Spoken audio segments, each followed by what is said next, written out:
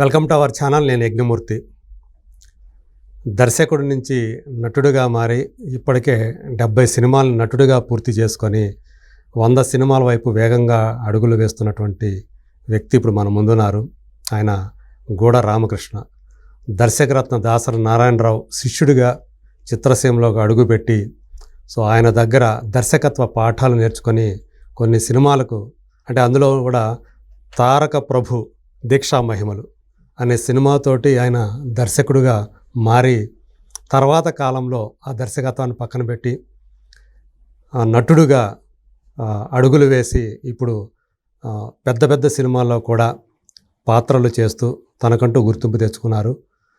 ఆయన సినీ ప్రస్థానంలో ఉన్నటువంటి కొన్ని పదనిసల్ని ఈరోజు మనం చెప్పుకుందాం. అలాగే రాబోతున్నటువంటి సినిమాల్లో పుష్ప 2 లాంటి అంటే ఈ 2024లోనే హయ్యెస్ట్ మోస్ట్ యాంటిసిపేటెడ్ మూవీ అని చెప్పుకునేటువంటి పుష్ప 2లో కూడా ఆయన నటించారు. ఆ తర్వాత కొత్త సంవత్సరంలో కూడా ఆయన మనకు కనిపించబోతున్నారు గేమ్ చేంజర్లో కూడా. ఇలాంటి పెద్ద ప్రాజెక్టులో కూడా పనిచేస్తూ వస్తున్నటువంటి ఆయన వాటి యొక్క ఆ సినిమాలకు పనిచేసిన అనుభవాలు, అలాగే తను పనిచేసినటువంటి దర్శకులు, కథానాయకులు వీళ్లతోటి ఆ పనిచేసిన అనుభవాలు ఎలా ఉండే, ఆ జ్ఞాపకాలు ఏంటి అనేది ఆయన అడిగి తెలుసుకుందాం. నమస్కారం రామకృష్ణ గారు. నమస్కారం సార్, మూర్తి గారు. మొత్తానికి ఇంతకాలం తర్వాత, అంటే నేను కూడా మీరు ఎప్పుడు మించో అనుకుంటున్నాము సార్ ఇంటర్వ్యూ అనేది, కాకపోతే ఒక రైట్ టైము నేను కూడా ఎదురు చూస్తూ ఉన్నాను. ఈరోజు అది వచ్చిందని అనుకోబట్టే నేను ఈరోజు మిమ్మల్ని ఇంటర్వ్యూకి పిలిచడం జరిగింది. Thank you so much. ఏం సార్, ఫస్ట్ అంటే మనం ఈరోజు ఏదైతే దేశమంతా ఒక మేనియా ఉంది, ఒకే ఒక సినిమా ప్రస్తుతం చెప్పుకుంటూ ఉన్నారు, పుష్ప 2 అనేది డిసెంబర్ 5న రిలీజ్ కాబోతుంది. మీకు పుష్ప 2 అనే సినిమా తలుచుకుంటే ఏమనిపిస్తుంది? ఈ మేనియా చూస్తుంటే ఏమనిపిస్తుంది మీకు? నో డౌట్ సార్, అది సినిమా పుష్ప పార్ట్ 1తోనే ఒక బ్రాండ్ అయిపోయింది. అది నేషనల్ బ్రాండ్, ఇంటర్నేషనల్ బ్రాండ్ అయిపోయింది. RRR సినిమా కంటే ఎక్కువ మేనియా ఉంది ఇప్పుడు. అవును అవును. కారణం పుష్ప 1 కలెక్షన్స్ అది కానీ, ప్లస్ పుష్ప హీరోకి ఫస్ట్ టైం నేషనల్ జాతీయ స్థాయిలో ఉత్తమ నటుడు అవార్డు సాధించి పెట్టిన సినిమా. అవును, పుష్ప 1 అనేది. అవును, కాబట్టి అల్లు అర్జున్ కన్నా గొప్ప ఆర్టిస్టులు ఎన్టీ రామారావు గారు, ఈశ్వరంగా ఉండొచ్చు, కానీ అన్నీ అనుకూలించాలి, కుదరాలి, కలిసి వచ్చాయి. అది అల్లు అర్జున్కి కలిసి వచ్చింది. అది ఆ డైరెక్టర్ యొక్క కృషి కావచ్చు, అల్లు అర్జున్ యొక్క సెల్ఫ్ కృషి కావచ్చు, ఏదైనా ఆ సినిమా మీద చాలా అంచనాలు ఉన్నాయి. అటువంటి సినిమాలు నేను 2 సార్లు మిస్ అయ్యాను. వేరే సినిమాలు డేట్లు ఉండడం వల్ల. పుష్ప 1కి పుష్ప 2లో నేను 2 సార్లు మిస్ అయ్యాను. ఒకటేమో థియేటర్ ఓనర్ క్యారెక్టర్ ఒకటి, ఇంకొకటేమో ఎమ్మెల్యే క్యారెక్టర్ మిస్ అయ్యాను వేరే డేట్లు ఉండటం వల్ల. ఎట్లయినా చేయాలి, మిస్ కావద్దు అనుకుని నేను అసిస్టెంట్ డైరెక్టర్స్ని, కోడైరెక్టర్స్ని ఫాలోఅప్ చేయడం వల్ల, అఫ్ కోర్స్ సుకుమార్ గారు పరిచయం ఉన్న ఆయన బిజీగానే ఉంటాడు. మొన్న సారథి స్టూడియోలో ఒక 2 రోజులు చిన్న పెళ్లి సీన్లో చేశాను. ఓకే, అల్లు అర్జున్ కాంబినేషన్, అది ఇది జూనియర్ ఆర్టిస్ట్లో 1000 మంది అంతా. సరే, దాంట్లో ఎంతవరకు కనపడతావు అన్న అవసరం, బట్ ఒక ఫ్రేమ్ కనపడ్డా కూడా అదొక అదృష్టం. మూడోసారి సక్సెస్ అయింది. మూడో ప్రయత్నం, మొదటి 2 ప్రయత్నాలు ఫెయిల్ అయింది. ఓకే, అదే సార్, నో డౌట్ ఆ సినిమాకున్న క్రేజ్ కావచ్చు, మీరు అన్నట్టు మేనియా కావచ్చు, ఏదైనా కావచ్చు, ఆ క్యారెక్టరేషన్ కానీ అది కానీ, cinema no doubt it will be super hit. Okay, no doubt. Okay, అంటే మీరు అంటే చూసి ఉంటారు కదా అసలు మామూలుగా, అంటే పుష్ప 1కి ఎలాంటిది జరిగింది ఏంటి, పుష్ప 2కి వచ్చేటప్పటికి అంటే ఆయనకి నేషనల్ అవార్డు వచ్చింది, అది పక్కన పెడితే ఈ మేనియా అనేది, ఈ స్థాయి ఇలా రావటం అనేది అసలు ఎవరన్నా ఊహించారా? ఒక తెలుగు నటుడికి దేశవ్యాప్తంగా ఇంత ఆయన సినిమా కోసం దేశమంతా ఎదురు చూడటం అనేది. ఇప్పుడు ప్రభాస్ అంటే రాజమౌళి ఆ కాంబినేషన్ తోట బాహుబలి అనేది, బాహుబలి 2 కోసం ఎదురు చూశారు అట్లా. ఇప్పుడు రాజమౌళి కాదు ఇది, అయినప్పటికీ కూడా ఈ సినిమా కోసం అంతగా జనం ఎదురు చూడటం అనేది అది ఎలా సాధ్యమైంది అంటారు? ఎందుకని అంటే నార్త్ బెల్ట్లో కూడా ఆయనకి అంత పాపులారిటీ ఎందుకు వచ్చిందంటారు? కారణం ఏంటంటే సార్, పుష్ప 1 మీకు అన్ని లాంగ్వేజ్లో రిలీజ్ అయింది. ఆ క్యారెక్టరేషన్ కానీ, ఆ తీసుకున్న సబ్జెక్ట్ బ్యాక్డ్రాప్ కానీ, డైరెక్టర్ కూడా కాంప్రమైజ్ కాకుండా ప్రతి సీన్, ప్రతి షాట్, ప్రతి హీరో మేనరిజం కానీ, అతను ఆ భాష మీద ప్రాక్టీస్ చేసి ఆ స్లాంగ్ వాడటం కానీ, ఎవ్రీథింగ్ 1000% కాన్సన్ట్రేట్ చేశారు.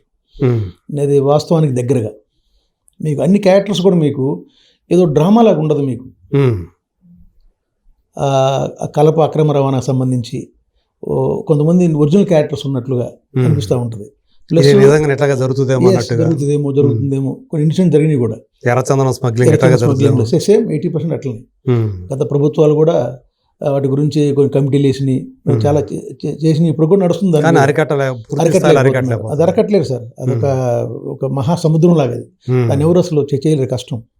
ఎందుకంటే అఫ్కోర్స్ నేను చెప్పకూడదు, కానీ దాంట్లో అధికారుల పాత్ర ఉంటుందా, నాయకుల పాత్ర ఉంటుందా అనేది అనవసరం మనకి అది. బట్ ఇట్ కలగలపు మొత్తం అదంతా కలిసే జరుగుతూ ఉంటుంది అన్నట్టుగా. అవును, కావటం ఒకటి. అన్ని భాషల్లో ఆ సినిమా హిట్ కావటం, ప్లస్ ఇంకొన్ని స్టేట్స్, కేరళ లాంటి స్టేట్లో అది ఇక్కడికన్నా బాగా ఆడిందని నేను విన్నాను. నార్త్లో కూడా అది. అంటే దానివల్ల ఇంకా ఎక్స్పెక్టేషన్స్ ఇంకా ఎక్కువైపోయినాయి పుష్ప 2 మీద. ప్లస్ నాకు తెలిసి సినిమా 2 ఏళ్ల నుంచి పుష్ప 2 తీస్తానే ఉన్నారు. ఇంకా నాకు తెలిసి నిన్న మొన్న షూటింగ్ క్లోజ్ అయింది. అవును, సర్టిఫికేట్ వచ్చింది. మొన్న 3 days బ్యాక్ కూడా షూటింగ్ చేశారు. 2 days బ్యాక్ కూడా నేను ఎగ్జాంపుల్, నేనే సాధు స్టూడియోలో 1000 మంది జూనియర్ ఆర్టిస్టులు, పెద్ద సెట్, అల్లు అర్జున్ అంతా కాంబినేషన్ అంతా. మీరు ఏ రోజు పార్టిసిపేట్ చేసింది షూట్ లో? జస్ట్ ఒక 1 week అయింది సార్ సాధు స్టూడియోలో. 2 రోజులు ఉన్నాను. But 2-3 షాట్లే.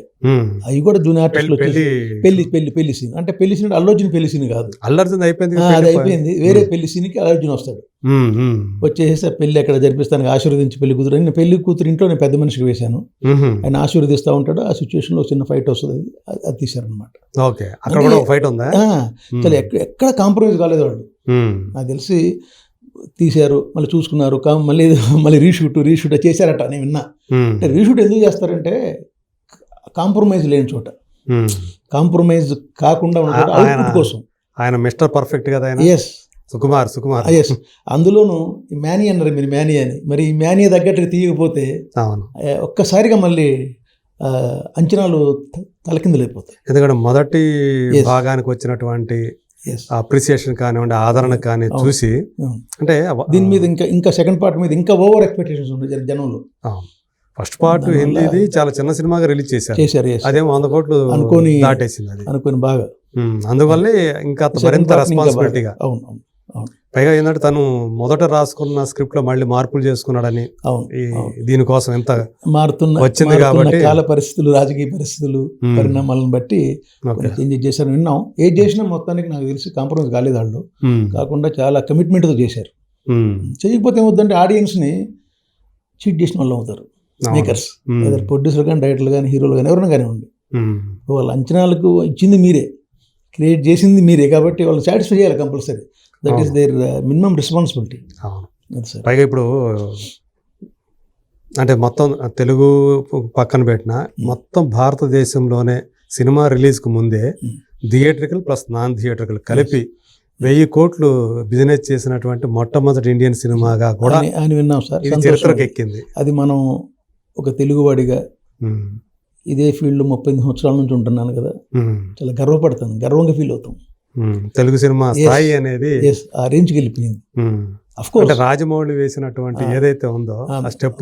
Of course sir, Sriranga Rao గారి నర్తనశాల సినిమా కూడా మీకు జాకర్తా ఫిల్మ్ ఫెస్టివల్కి వెళ్ళిన దగ్గర నుంచి, అవును, గురుగారు దాసనారాయణరావు గారు 151 సినిమాలు చేసి వరల్డ్ రికార్డ్ క్రియేటర్ అయిన, అవును, గిన్నెస్ బుక్ ఆఫ్ రికార్డ్, రైటర్గా, డైరెక్టర్గా, ప్రొడ్యూసర్గా, ఆర్టిస్ట్గా, వాట్ నాట్ అందరూ క్రియేట్ చేస్తూ వచ్చారు. రాజమౌళి బాహుబలి సినిమా గురించి నేను ఒక ఆర్టికల్ రాశాను. It's a visual wonder. అవును, ఒక దృశ్య కావ్యం. గొప్ప కథ ఉన్న కథ తర్వాత సంగతి, ఇట్స్ విజువల్ వండర్. మామూలు కథ అనుకోవాలి, అది పెద్ద కొత్త కథ ఏమి కాదు. మనం చూసిన ఎన్నో చదువుకున్నటువంటి చదమ కథల్లో ఒక కథలాగా ఉంటుంది. చెడుపై మంచి విజయం సాధించే విజయం. అది ఆయన మేకింగ్ స్టైల్ కాంప్రమైజ్ కాకుండా ఒక విజువల్, కళ్ళకి ఆడియన్స్, హాలీవుడ్ స్థాయిలో విజువల్స్ మనం ఎందుకు చేయకూడదు అని చేశాడు. ఆ ఎమోషన్స్ పండించే విధానం. అడిగారు నన్ను, మా గురుగారు అడిగారు, అరే సినిమా చూసేవారు, నువ్వు రాసేవు కదరా. దాసరి గారు, మా గురుగారు దాసరి గారు అడిగారు, చూసేవారు. చూశాను గురువు గారు, ఇది ఒక దృశ్య కావ్యం, అది విజువల్ వండర్, చూడాలంతే అన్నాను. అంటే ఆయన కూడా సినిమా ఇంట్లో చూశాడు. ఆయన ఇంట్లో వచ్చి డైరెక్ట్లు అంతా ఇంట్లో చూపించారు ఆయనకి. గొప్ప ఫీల్ ఆయన కూడా. తెలుగువాడు సత్తాన్ని ఇంకోసారి రాజమౌళి చూపించాడు ఇంటర్నేషనల్గా, గొప్పగా ఫీల్ అయ్యాడు. మనకు కూడా ఫీలింగ్ సార్ అది. ఆ తర్వాత మీరు అన్నట్లు పుష్ప దాని ఆ రికార్డుల్లో లేకపోతే ఆ ఎస్టిమేషన్స్ను క్రాస్ అయిపోయింది. ఇప్పుడు పుష్ప 2 అయితే ఆడియన్స్ రిసీవ్ చేసుకుంటారు ఎప్పుడు కొత్తదనాన్ని, వాస్తవికతను ఎప్పుడు ఆడియన్స్ మీకు అదే ఇప్పటి వరకు చూసుకుంటే తెలుగు సినిమాలకు సంబంధించి బెంచ్ మార్క్ క్రియేట్ చేసింది బాహుబలి 2. అవును. మొత్తంగా చూసుకున్నా కానీ ఇండియన్ సినిమా హిస్టరీలోనే Yes. అది 1800 కోట్ల పైనే అవును. అవును. కలెక్ట్ చేసినటువంటి మొదటి సినిమా. అవును. దాని తర్వాత దంగల్ బీట్ చేసిందని చెప్పేసి అన్నారు ఆమిర్ ఖాన్ సినిమా. అవును. ఇప్పుడు పుష్ప 1 అవును. ఆ 2 టార్గెట్లు ఉన్నాయి. అటు అవును. బాహుబలి 2 టార్గెట్ ఉంది, ఇటు దంగల్ టార్గెట్ 2 ఉన్నాయి. అవును. కాకపోతే అవుతుందా లేదా అని లేదు సార్, అవుతుంది సార్ కంపల్సరీ. ఎందుకంటే ఉమ్, వాళ్ళ కష్టాన్ని, డైరెక్టర్ కష్టాన్ని, హీరో వాళ్ళ కష్టాన్ని చూశాను సెట్లో. వాళ్ళు ఓకే. పడుతున్న కష్టం కానీ, ఉమ్, వాళ్ళు మేకింగ్ మీద వాళ్ళు చూపించిన శ్రద్ధ కానీ చూసాం, గర్వంగా ఫీల్ అయ్యాం సెట్లో. ఓకే. నేను అంటే మీరు కూడా ఒక డైరెక్టరే కదా. ఎస్, నేను ఆర్టిస్ట్కి వెళ్ళి ఉండొచ్చు, ఉమ్, కానీ ఒక డైరెక్టర్ ప్రతి షాట్ తీసేటప్పుడు నాకు తెలిసిపోతుంది ఉమ్, అతని కమిట్మెంట్ ఏంటి, అతని స్టాండర్డ్స్ ఏంటి, వాళ్ళ మేకింగ్ స్టాండర్డ్స్ ఏంటి, సినిమా రిలీజ్ అయితే ఆడుతుందా లేదని మనకు ఒక క్యాల్కులేషన్ వస్తుంది మనకి. ఓకే. ఇప్పుడు భైరవం సినిమా చేస్తున్నాను, భైరవం, ఉమ్, విజయ్ కనక విజయ్ కనక మేడం. కుర్రాడు, ఉమ్, ఎంత ప్యాషన్ అంటే ఉమ్, పని రాక్షసుడు, ఓకే. No timings. అందులో hit cinema remake. Naandhi director, yes, Naandhi director, Ugram Ugram. ఈ 3వ సినిమా. ఎంత కమిట్మెంట్ అంటే హిట్ సినిమాలే మనం ఏం తీసుకుని చూస్తారని కాదు, ప్రతి ఫ్రేమ్ 3 హీరోలు, వెల్లంకొండ శ్రీనివాస్, నారా రోహిత్, మంచు మనోజ్, అంతా పెద్ద పెద్ద క్యారెక్టర్ ఆర్టిస్టులు అందరూ, ఇంక్లూడింగ్ జయసూద్ గారు. అంటే తెలిసిపోతుంది మీకు అక్కడ ఆ కమిట్మెంట్ ఏంటి. ఒక సక్సెస్కి సెట్లో ఎంత శ్రమ కష్టపడతారో అది మీకు కంపల్సరీ సక్సెస్ ఇస్తుంది సార్. అది ఏ డైరెక్టర్ అయినా సరే. అదే ఒక పాజిటివ్. అంటే సుకుమార్ చూసినప్పుడు అంటే ఫస్ట్ టైం ఆయన సెట్లోకి అడుగు పెట్టారు కదా మీరు. అంటే నేను 2 సార్లు వెళ్ళాను సెట్కి. ఒక నటుడుగా నటుడిగా వెళ్ళాను కానీ, బట్ ఆ రోజు ఆ క్యారెక్టర్కి నేను సెట్ కాక. ఏ సినిమాకి? అదే పుష్ప 2కి నేను థియేటర్ ఓనర్ క్యారెక్టర్కి వెళ్ళాను, సెట్ కాలేదు. సెట్ దాకా వెళ్ళారా? వెళ్ళాను. ఓకే.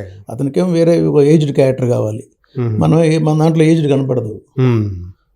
అందుకని ఆయన వేరే ఆర్టిస్ట్ ఇంకోటి చేద్దాం అన్నట్టు చేశాను. చెప్తున్నా అసలు జనరల్గా నేను 2 రోజులు కూడా ప్రాక్టికల్గా చూశాను కదా. ఒక చిన్న షాట్ కూడా అప్పుడు ఒక కార్ ఇట్లా రావడం షాట్ కూడా 2-3 సార్లు 4 టేకులు 5 టేకులు, నో కాంప్రమైజ్. ఓకే. సో ఆయనకి అంటే చూసుకుంటే చెక్ చేసుకుంటే 4-5 షాట్లు తీసుకొని అప్పుడు అంటే తనకి సంతృప్తి కలిగే విధంగా రావాలి. దాని తగ్గట్టు ఆర్టిస్టులు కూడా అలాగే కోఆపరేట్ చేయాలి. అంతే. అందు గురించి అంత అంటే అల్లు అర్జున్ కూడా వేరే సినిమా పెట్టుకోకుండా 3 ఏళ్లుగా ఇదే సినిమా, అంటే చెప్పాలంటే 5 ఏళ్ళు ఆయన పుష్ప కోసం కేటాయించాడు, 2 పార్ట్స్ కోసం. అవును. లేదంటే మామూలుగా అయితే 5-6 సినిమాలు చేసుకునేవాడు. అబ్బాయి అతను చూస్తే మీకు ఏమనిపిస్తుంది ఇప్పుడు అల్లు అర్జున్ చూసినప్పుడు? లేదండి, నేను ఈజ్ కమిటెడ్. అతను గతంలో కూడా ఫస్ట్ సినిమా రాఘవేంద్ర గారి డైరెక్షన్ గంగోత్రి సినిమా నుంచి నేను చూస్తున్నాను సార్. గంగోత్రి సినిమాకి అతను చూసి అందరూ మొక్కలు చిట్లించారు, ఇతనేం ఆర్టిస్ట్ అసలు కనీసం ఎక్కడ కూడా హీరో లేదు ఆ పర్సనాలిటీలో, ఆ ఫేస్ అది నెక్కల్ వేసు. కానీ నేను చూశాను సార్, ఆ సినిమా నుంచి నేను అతను గమనించా. అతనిలో ఉన్న ప్యాషన్, ఆ కమిట్మెంట్, ఆ సీరియస్నెస్, ఆ ప్రొఫెషనలిజం, అది సినిమాకి అతను డెవలప్ చేసుకున్న తీరు. 2వ సినిమానే ఆర్యపడ్డది. అయినా కూడా అతను సినిమాని బట్టి, క్యారెక్టర్ని బట్టి, బాడీ బిల్డప్ కానీ, ఆ సినిమాలో ఉన్న క్యారెక్టర్ లాంగ్వేజ్ కావచ్చు, పర్ఫార్మెన్స్, డిక్షన్ కానీ, ఎవ్రీథింగ్ అతను కాన్సన్ట్రేషన్ చేసి నేను ఒక అల్లరవింద్ కొడుకు, నాకేం అవసరం లేదులే చూస్తారులే అనేది కాకుండా, అసలు నేను ఒక అల్లు అర్జున్ కాదు, ఒక అర్జున్, ఒక ఆర్టిస్ట్ని అనుకుని అతను చేసుకున్న బిల్డప్, అతని కెరీర్ ఇట్స్ నిజంగా అప్రిసియేటివ్. అంతే కదా. అంటే తన స్వయం కృషి ఇదంతా కూడా. పెద్దగా తండ్రి కూడా ఆయన కెరీర్ కోసం ఇచ్చేసింది కూడా పెద్దగా చేసింది కూడా ఏం కనిపించలేదు, ఏదో చిన్న సపోర్ట్లు తప్ప. తనే తనకు వచ్చిన అవకాశాన్ని చక్కగా ఉపయోగించుకుంటూ ఈ రోజుకి ఈ స్థాయికి వచ్చాడంట. అట్లా సినిమా ఫీల్డ్లో తక్కువ మంది వస్తారు. అంటే అసలు బేస్లెస్గా బ్యాక్గ్రౌండ్ లేకుండా కొందరు వచ్చారు. ఒక చిరంజీవి గారు కావచ్చు, డైరెక్టర్ పరంగదాస్ నారాయణ గారు కావచ్చు, రవితేజ, ఒక నాని, నానీళ్ళంతా. ఇతనికి బ్యాక్గ్రౌండ్ ఉండి కూడా లేనట్లుగా, అవును, తనకు తాను వ్యక్తిగతంగా, ఇండివిజువల్గా, ఒక సెల్ఫ్ రెస్పెక్ట్గా, ప్రొఫెషనల్గా తన కెరీర్ని తను బిల్డప్ చేసుకున్న తీరు నిజంగా అది అమోఘం. ఓకే, ప్రశంసనీయం. అదే నేను అబ్జర్వ్ చేశాను. అదే దాంతో మరి గేమ్ చేంజర్ కూడా చేశారు మీరు? చేశాను సార్ గేమ్ చేంజర్. అది ఎన్ని రోజులు చేసి ఉంటారు? 15 రోజులు చేశాను సార్. ఎమ్మెల్యే క్యారెక్టర్ చేశాను. ఓకే, ఎమ్మెల్యే క్యారెక్టర్ మంచి కాంబినేషన్ ఎప్పుడంతా. అది ఇది మన ఎవరి కాంబినేషన్? హీరో కాంబినేషన్ కాదు, మన తమిళ్ డైరెక్టర్ సూర్య, మన మలయాళం ఆర్టిస్టు జయరామ్ ప్లస్ ఈ కాంబినేషన్ వీళ్ళ కాంబినేషన్లో అంటే పొలిటీషియన్స్ వాళ్ళిద్దరు కూడా పొలిటీషియన్లే ఆ గ్రూప్ కింద నేను ఎమ్మెల్యే కింద చేశాను. ఓకే. అఫ్ కోర్స్ నేను కొంచెం తర్వాత వాళ్ళ నెంబర్ ఆఫ్ షెడ్యూల్ పడ్డాయి. ఆ శంకర్ డైరెక్టర్ గారి సినిమా భారతీయుడు సినిమా 2 సినిమా దాంట్లో ఉండటం వల్ల అతను అటు ఇటు మార్చడం వల్ల షెడ్యూల్ మారిపోయింది. కొన్ని షెడ్యూల్ నేను పోలేకపోయాను వేరే సినిమాలు చేయడం వల్ల. ఓకే. గుర్తుపడతారు గేమ్ చేంజర్లో గుర్తుపడతారు మన పర్సనాలిటీ ఎక్కడ ఉన్నా గుర్తుపడతారు. అది మనకి ప్లస్ పాయింట్ ఏంటంటే పర్సనాలిటీ. అదే. సో అంటే ఒక పక్క చిరంజీవి గారి అబ్బాయి, ఇంకో పక్క చిరంజీవి గారికి మేనల్ లాంటి వాడు అల్లు అర్జున్, వీళ్ళిద్దరితో కూడా యంగ్ హీరోస్. చిరంజీవి గారి సినిమా కూడా చేశాను నేను. అదే సైరా మన plus God father Ram Charan RRR తోటి అతను కూడా అంటే ఇక్కడ కూడా మళ్ళీ చూస్తే సుకుమార్ సినిమా రంగస్థలం గురించి మాట్లాడుకోవాలి. అందులో అంతకుముందు రంగస్థలంకు ముందు రామ్ చరణ్, రంగస్థలం తర్వాత రామ్ చరణ్ అంటే నటుడుగా అతను పరిగణించాల్సి వచ్చినప్పుడు అలా చెప్తూ ఉంటారు. ఈవెన్ మగధీర లాంటి సినిమా రాజమౌళి చేసినప్పటికీ కూడా బట్ నటుడుగా అందరూ కూడా అతని విమర్శకులు కూడా మెచ్చుకునే విధంగా వచ్చిన సినిమా రంగస్థలం. సో ఇప్పుడు మళ్ళీ RRR తోటి మళ్ళీ రాజమౌళి, ఇప్పుడు ఆయన కూడా దేశవ్యాప్తంగా అంటే ఒక గ్లోబల్ స్టార్ అని ఒక ట్యాగ్ కూడా పెడుతున్నారు కదా ఆయనకి. వాళ్ళైతే ఈ మనకేమో అల్లూరి సీతారామరాజు, వాళ్ళైతే రాముడే అనుకుంటున్నారు ఆ క్యారెక్టర్. అదే విజేంద్ర ప్రసాద్ గారు కూడా చెప్పారు కదా, నార్త్ వాళ్ళందరూ కూడా ఆయన్ని రాముడు చూసుకున్నారు రామ్ చరణ్లో, అందుకనే అంత పెద్ద విజయం సాధించింది. సో ఇప్పుడు ఆ అబ్బాయి ఇప్పుడు గేమ్ చేంజర్లో ఆ మౌల్డ్ అయిన విధానం మీకు ఏమైనా తెలిసిందా మీకు? రంగస్థలంకు ముందు రామ్ చరణ్ వేరు సార్. రంగస్థలంతో రామ్ చరణ్ కూడా ఆ క్యారెక్టర్లో తను పరకే ప్రవేశం చేశాడు. అవును. చెవుడు నత్తి ఇవి పెట్టుకుని నిజంగా చేశాడు. శక్తి కోల్పోయిన మనిషిగా నిజంగా జీవించాడు. అఫ్ కోర్స్ డైరెక్టర్ చేయించాడు, తను చేశాడు, అది వేరే విషయం. తను ఆ క్యారెక్టర్లో తను లీనమైపోయాడు. అదొక క్యారెక్టర్ నిజంగా ఉన్నట్లే ఫీలింగ్. ఆ తర్వాత RRRకి వచ్చేటప్పటికి ఇంకొంత ప్రొఫెషనల్గా ఒక పర్ఫెక్షన్ వచ్చింది రామ్ చరణ్కి. అంతకుముందు రంగస్థలంతో అదే రంగస్థలం బ్యాక్ డ్రాప్ క్యారెక్టర్ వేరే. RRRకి వచ్చేటప్పటికి ఒక గంభీరంగా అతని పాత్రలో దేశం కోసం అతను చేసిన త్యాగం చూసి ఆ త్యాగాన్ని అంతర్లీనంగా తను చూపించిన తీరు నిజంగా అద్భుతం. అఫ్కోర్స్ తన వాళ్ళని కాపాడుకోవాలి, సో ఆయుధాగారాన్ని కొల్లగొట్టి ఆయుధాలు తీసుకురావాలి, ఈ లక్ష్యం. అజయ్ దేవ్గన్ తండ్రి క్యారెక్టర్ చేసినప్పుడు చిన్న కుర్రాడు ఉన్నప్పుడే కొన్ని సీన్స్లో అతను బిల్డప్ క్యారెక్టర్ చిన్నప్పుడు బిల్డప్ ఎక్సలెంట్. తర్వాత దాన్ని కంటిన్యూ చేస్తానికి అతను అంతర్లీనంగా బ్రిటిష్ వాళ్ళ తరపు నుంచి ఉంటున్నట్టుగా ఉంటూనే దేశభక్తి, దేశం కోసం చేయాలన్నట్టుగా చేసిన పర్ఫార్మెన్స్ నిజంగా అద్భుతం. అది అఫ్కోర్స్ జూనియర్ ఎన్టీఆర్ కూడా అద్భుతంగా చేశాడు, అది వేరే విషయం. అది చెప్తున్నాను రామచంద్ర గారికి వచ్చినప్పటికి. గేమ్ చేంజర్లోకి వచ్చినప్పటికి అతని మీద అంచనాలు ఆస్కార్ అవార్డుకి పోయింది. తర్వాత వీళ్ళ పెర్ఫార్మెన్స్ని ఇంకా ఎక్కువ ఊహిస్తారు జనం. ఖచ్చితంగా కామన్ అది ఎక్స్పెక్టేషన్స్. వాడు RRRకి అదే టికెట్ పెట్టి సినిమాకి వెళ్తాడు, దీనికి అదే వెళ్తాడు, కానీ వాడికి ఇంకా ఎక్కువ కావాలి, ఇంకా ఎక్కువ పర్ఫార్మెన్స్ కావాలి. వీళ్ళకి ఈ ఫ్యాన్స్కి ఇంకా కంపారిజన్ వస్తుంది. మా రామ్ చరణ్ ఆ హీరో కంటే ఎక్కువ బాగా చేయాలి, దీన్ని ఎక్కువ బాగా చేయాలని చెప్పేసి ఇంకా ఎక్స్పెక్ట్ చేస్తారు ఎక్కువ. RRR తర్వాత జూనియర్ ఎన్టీఆర్ దేవర సినిమా వచ్చింది, అది పెద్ద హిట్ అయిపోయింది. సో ఇప్పుడు ఇతని మీద బరువు ఉంది. యాక్చువల్గా ఆచార్య సినిమా వచ్చినప్పటికీ కూడా అది అతను స్పెషల్ రోలే, అతను హీరో గెస్ట్ క్యారెక్టర్ కింద లెక్క. అది ఫ్లాప్ అవడం డిజాస్టర్ అయింది అనుకోండి, అది వేరే విషయం. కాకపోతే అది అంతా చిరంజీవి గారి ఖాతాలోకి వెళ్ళే సినిమా కాబట్టి సో ఇప్పుడు ఈయన మీద అది ఉంది.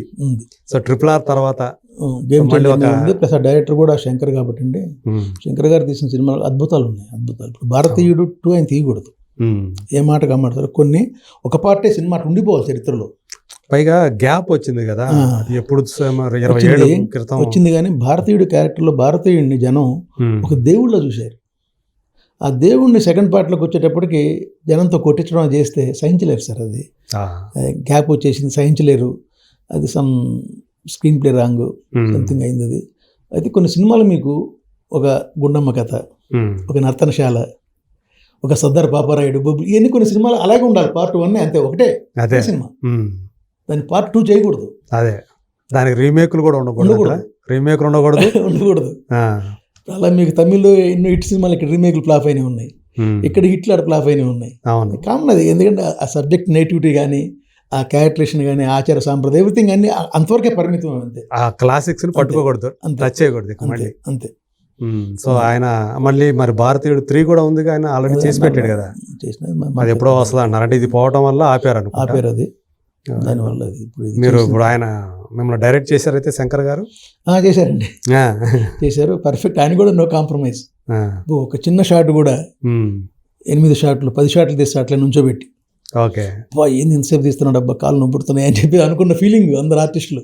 కదిలితే మళ్ళీ ఆ మూడు పోద్దని చెప్పేసి అతను చిన్న షాట్ కూడా. సార్ చిన్న ఎగ్జాంపుల్ చెప్తా. రోజు మేము మమతా మెడికల్ కాలేజ్లో ఒక సీన్ చేస్తున్నాం, పొలిటికల్ సీన్. ఇట్లా అందరూ పొలిటికల్ లీడర్స్ కూర్చుంటారు, మేము కూడా అందరం. మధ్యలో టీ పై ఉంటుంది సార్. ఆ టీ పై ఆర్టిస్ట్ షార్ట్ గ్యాప్లు లేచినప్పుడు కాళ్ళతో అడదని ఇడిదని వంకరపోయింది. అసిస్టెంట్ డైరెక్టర్ చూసుకోవట్లా పట్టించుకోవట్లా. శంకర్ గారు లేచి వచ్చి ఆ టీ పైన సెట్ చేసుకొని దాని మీద కార బూంది ఇవన్నీ ఉంటే అన్ని గ్లాసులు సెట్ చేసి కరెక్ట్గా ఇదివరకు ఎట్లా ఉందో కంటిన్యూటీ చూసి పెట్టుకుని వెళ్ళిపోయాడు. నిజంగా అనిపించింది నాకు.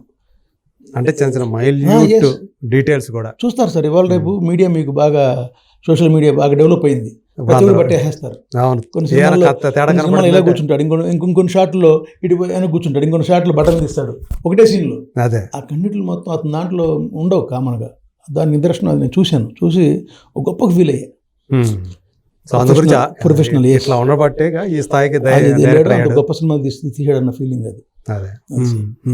సో పైగా ఏంటంటే ఆయన తెలుగులో తీసినటువంటి స్ట్రైట్ మూవీ, మొట్టమొదటి సినిమా తెలుగులో, గేమ్ చేంజర్. అఫ్ కోర్స్ కొన్ని కారణాల వల్ల ఆలస్యమైంది అనుకోండి, సినిమా ప్రొలాంగ్ అయింది. అదే ఇది పక్కన పెట్టి మళ్ళీ అది దానివల్ల కొంచెం ఆలస్యమైంది సినిమా. దానివల్ల ప్రొడ్యూసర్ ఇబ్బంది పడ్డా లేదనేది మనకు అది ఆయన దిల్కి తెలుసు, దిల్ రాజు గారి దిల్కి తెలుసు అది. బట్ ఏదైనా సినిమా వేరే ప్రొడ్యూసర్ అయితే అనుకోవచ్చు, దిల్ రాజు కాబట్టి ఆయనకి ఏం సినిమాలో ఖర్చు పెట్టారా లేదా, సెట్టింగ్ చేశారా, రోడ్ల మీద చేశారా, ఏం తిన్నారు చేశారు తర్వాత సంగతి sir. Output is most important. Screen మీదకి వచ్చేటప్పుడు జనంలో పోవాల్సిన సినిమా, జనం పోయి జనం చప్పట్లు కొడితే విజిల్ వేస్తేనే మార్నింగ్ షోకి. అది ప్రొడ్యూసర్ కష్టం, డైరెక్టర్ కష్టం, ఆర్టిస్టుల కష్టం. అదర్వైజ్ మీకున్న నాలెడ్జ్ ప్రకారం గేమ్ చేంజర్ అనేది ఎవరికి గేమ్ చేంజర్ అయ్యే అవకాశం ఉందంటారు? లేదు, అందరికీ అవుతుంది సార్. అది భారతీయుడు ఫ్లాప్ అయింది పాపం శంకర్ గారికి. అతనికి ఒక చేంజ్ అయ్యి సక్సెస్ వస్తుంది. దిల్ రాజు గారికి బడ్జెట్ ఎక్కువైన అతనికి ఇంకో 4 రూపాయలు తెచ్చి పెడుతుంది. మన రామ్ చరణ్ మంచి పేరు తెచ్చి పెడుతుంది. డిఫరెంట్ క్యారెక్టర్స్, అందులో మీకు సెకండ్ క్యారెక్టర్ ఉంది, రైతు క్యారెక్టర్ వేసాడు. గెటప్ మొన్న పంచాయతీ రివీల్ చేశారు, ఎక్సలెంట్. ఆ గెటప్తో అంచెలు మారిపోయింది మళ్ళీ మీకు. అంతకుముందు కలెక్టర్గా రావడం అవి వేరే విషయాలు. బట్ ఆ పంచా గట్టి మళ్ళీ కొంచెం భారతీయుడు స్టార్టింగ్లో గెటప్ ఎలా ఉండేదో, లుంగి బింగి అట్లా ఈ క్యారెక్టర్ రివీల్ చేసిన తర్వాత మళ్ళీ ఆడియన్స్ అంచనాలు మారిపోయింది.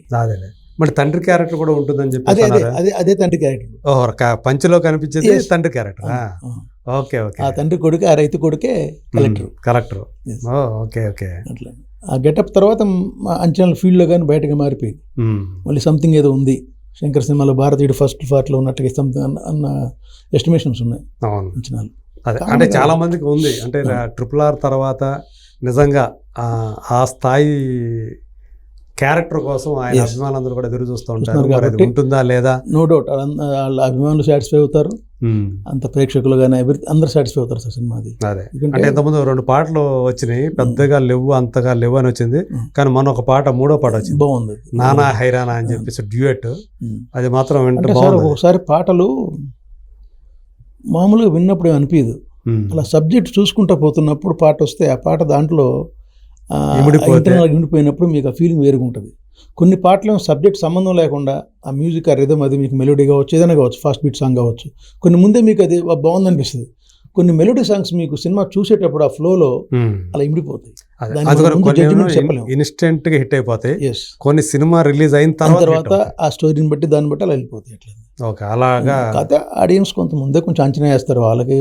ఇప్పుడు నేనేమంటానంటే సార్, సినిమా తీసే నిర్మాత, డైరెక్టర్ కన్నా, రాసే రైటర్ల కన్నా కూడా ప్రేక్షకుడు మేధావి. అంతే కదా, అల్టిమేట్ గా వాళ్ళు ఆదరిస్తేనే కదా సినిమా. ప్రేక్షకుడు మేధావి. వాడు ఎప్పుడైతే థియేటర్లో సాటిస్ఫై అవుతాడో, ఎప్పుడైతే క్లాప్స్ కొట్టి విజిలేస్తాడో అప్పుడే సినిమా.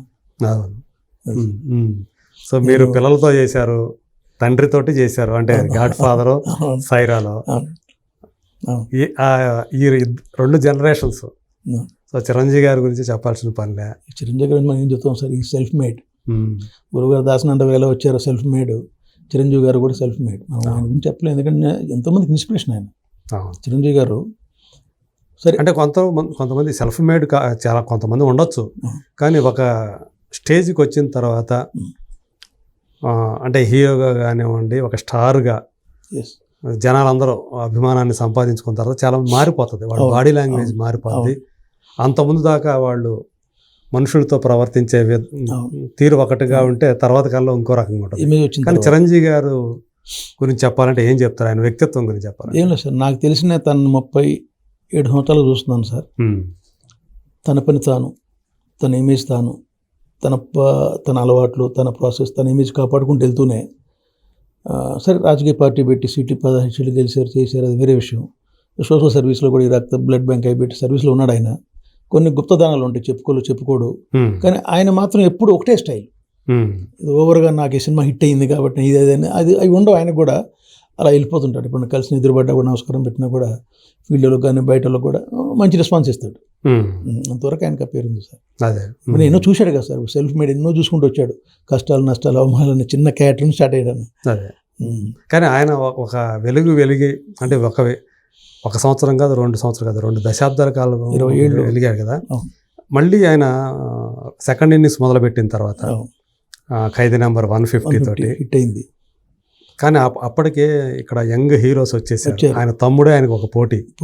తర్వాత ఇంకా చాలా మంది, మహేష్ కానీ, ప్రభాస్ కానీ, ఇక ఆయన కొడుకు వీళ్ళందరూ వచ్చారు. అయినా కూడా సార్ ఖైదీ నెంబర్ 150లో ఆయన మార్క్ ఫైట్లు కానీ, ఆయన మార్క్ డ్యాన్స్ కానీ, ఆయన మార్క్ డైలాగ్స్, ఆయన స్టైల్ అయింది.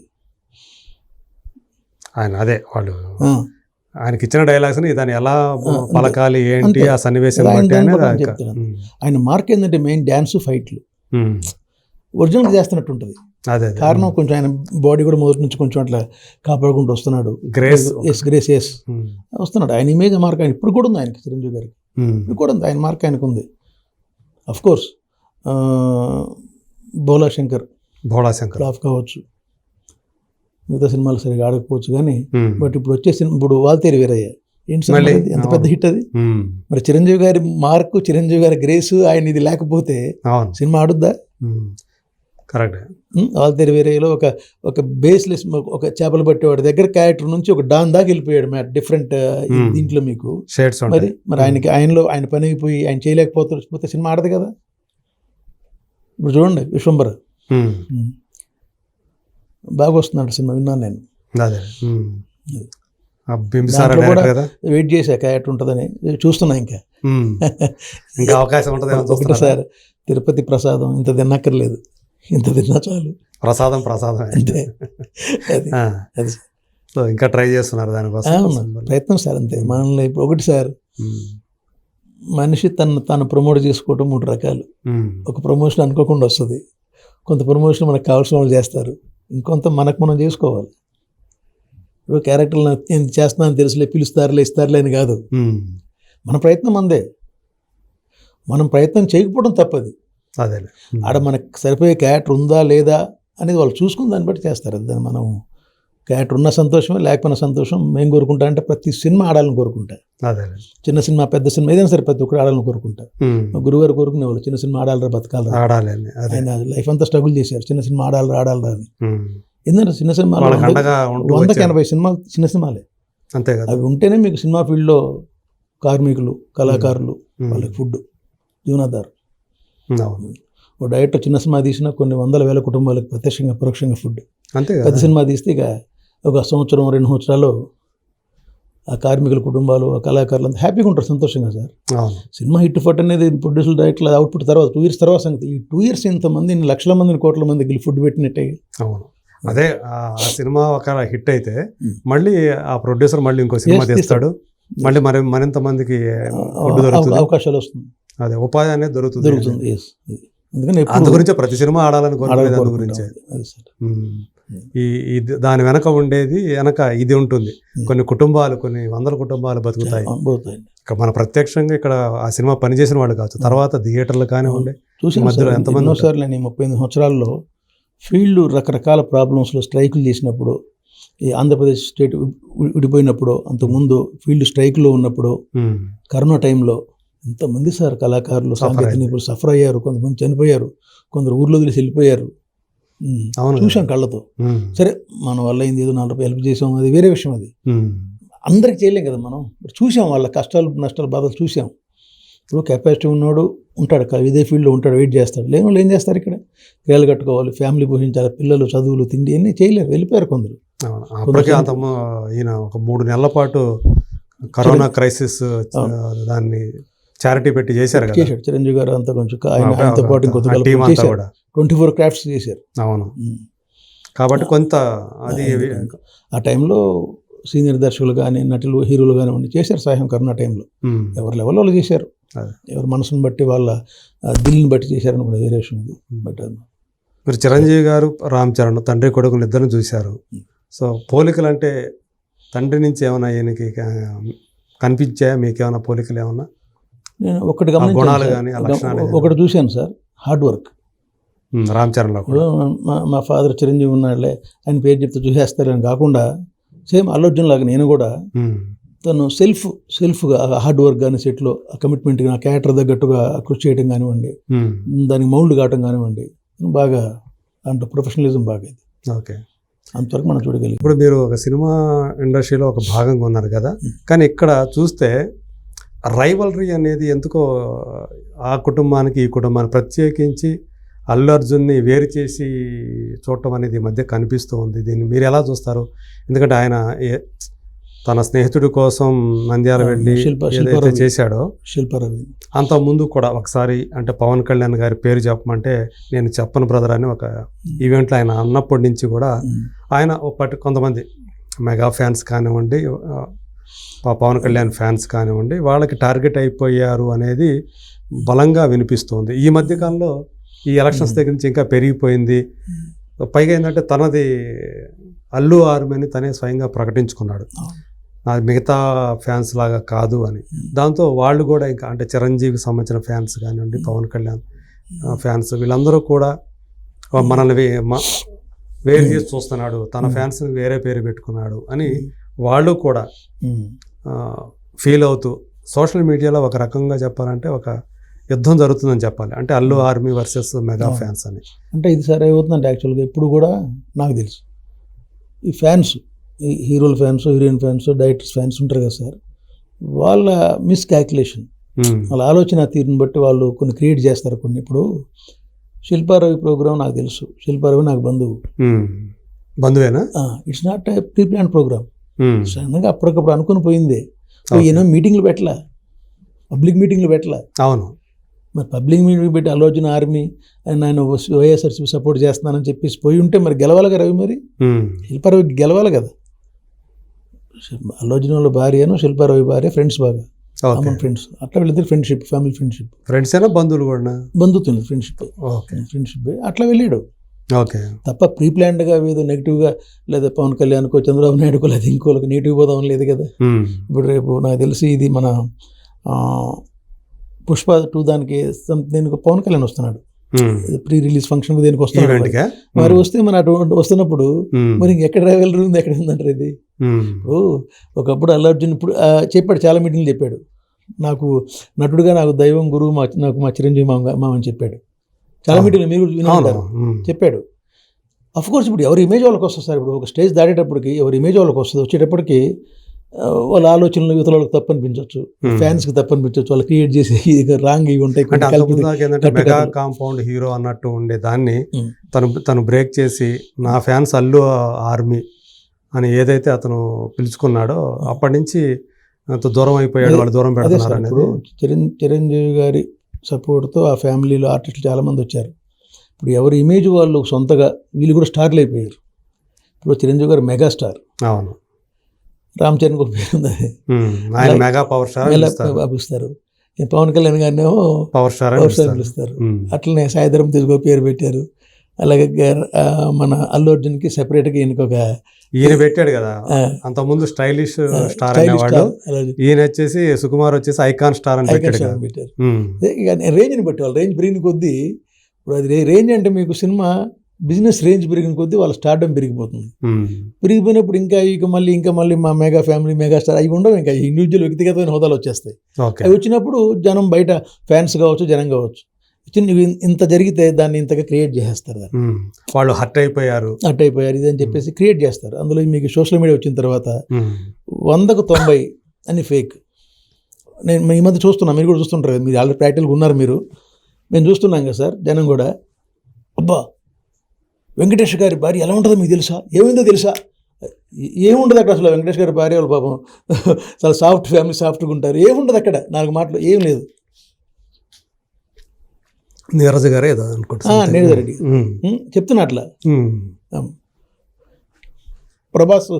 ప్రభాస్ కేసులో ఏం జరిగింది తెలుసా మీకు, ప్రభాస్కి అనుష్క ఏం జరగదా, ఏముండదు అక్కడ. 4 సినిమాలు కలిసి చేశారు, దాంతో ఏదో అంటగట్టేసి చేసేది అది. ఇంకొక ఛానల్లో ఫేక్ న్యూస్ ఏంది, మళ్ళీ నాగార్జున హరాస్మెంట్ చేసాడు మన అనుష్కునేది, ఈ రకరకాల ఇవన్నీ అన్ని కట్టుకథలు. వాస్తవం తెలీదు, వాస్తవం ఇంత ఉండొచ్చు ఉండకపోవచ్చు, దాన్ని ఇంతగా ఎవరి చేసేసి అభిమానుల ఆలోచనల్ని, జనాన్ని ఆలోచనల్ని మారిపోతాయి అక్కడ. పొల్యూషన్. అందు గురించి ఇప్పుడు అంటే వాళ్ళేంటి, చిరంజీవి సంబంధించిన వాళ్ళందరూ కూడా అభిమానులు వాళ్ళ వారసుడిగా రామ్ చరణ్ని కోరుకుంటున్నారు. కరెక్ట్ వారసుడు ఇతను ఆ స్థాయికి వెళ్ళాలని. కానీ దానికి పక్కలో బల్లెంలాగా అల్లు అర్జున్ వచ్చేసాడు.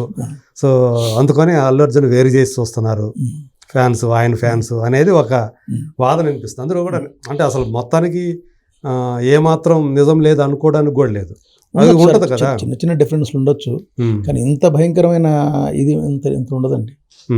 ఒకటి సార్, మన తెలుగు వాళ్ళు సార్ ఇంత గొప్ప వాళ్ళు అంటే, మన స్టార్స్ని వదిలిపెట్టండి, తమిళ నుంచి రజనీకాంత్ మన స్టార్ కాదు కండి, అసలు మన సౌతే కాదు. హిందీ సినిమాలు, తమిళ సినిమాలు, ఏ సినిమా వచ్చిన వర్త్ ఉందంటే అది 100 days ఆడుద్ది ఇక్కడ.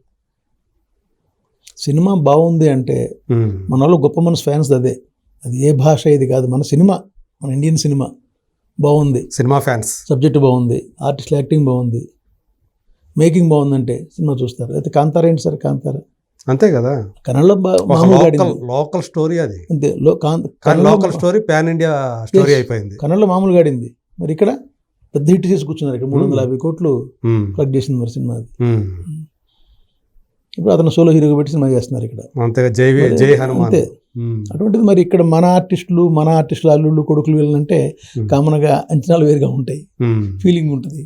అయితే ఏ ఆర్టిస్ట్ అయినా ఒక కాంపౌండ్ నుంచి వచ్చిన తర్వాత వ్యక్తిగతంగా వాళ్ళ ఇమేజ్ రేంజ్ పెరిగిన తర్వాత ఎవరి ఫ్యాన్స్ వాళ్ళకుంటారు, ఎవరి ఇది వాళ్ళకుంటారు సార్. అది తప్పడానికి ఏమాత్రం మనం తప్పట్టకూడదు, అది కరెక్ట్ కాదు కూడా తప్పడితే. Correct sir. సో ఇప్పుడు చెప్పారు అంటే ప్రధానంగా ఆ హార్డ్ వర్క్ అనేది చిరంజీవి గారి నుంచి వచ్చిందన్నారు. వస్తాయి, జీన్స్ కంపల్సరీ వస్తాయి. అంటే మీ అంచనా ప్రకారం అల్లు అర్జున్, రామ్ చరణ్ వీళ్ళిద్దరిలో ఎవరు టాప్కి వెళ్ళే అవకాశాలు నేషనల్ వైడ్గా అంటారు మీ అంచనా ప్రకారం? ఆల్రెడీ ఇద్దరు వెళ్ళారు సార్, నేషనల్ ఇంటర్నేషనల్ స్థాయికి వెళ్ళారు.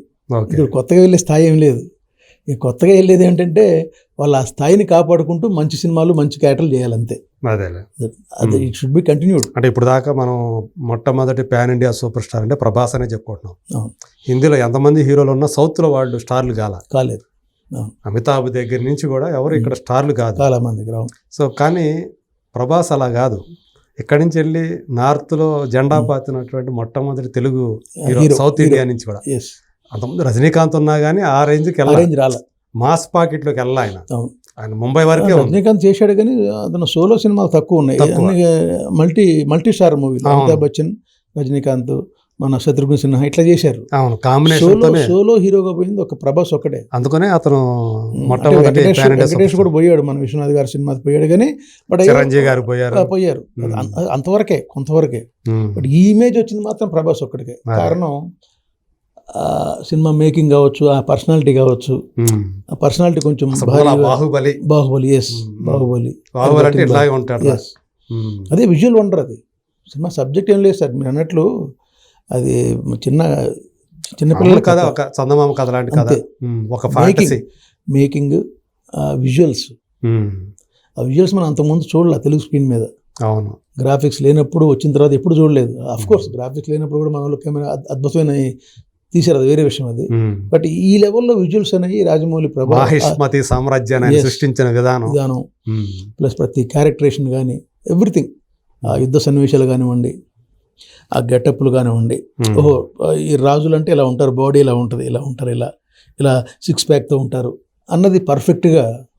అదే మన గతంలో ఎన్ని జానపద సినిమాలు వచ్చినా ఇది ఒక ప్రత్యేకమైన సినిమాగా నిలిచిపోయింది.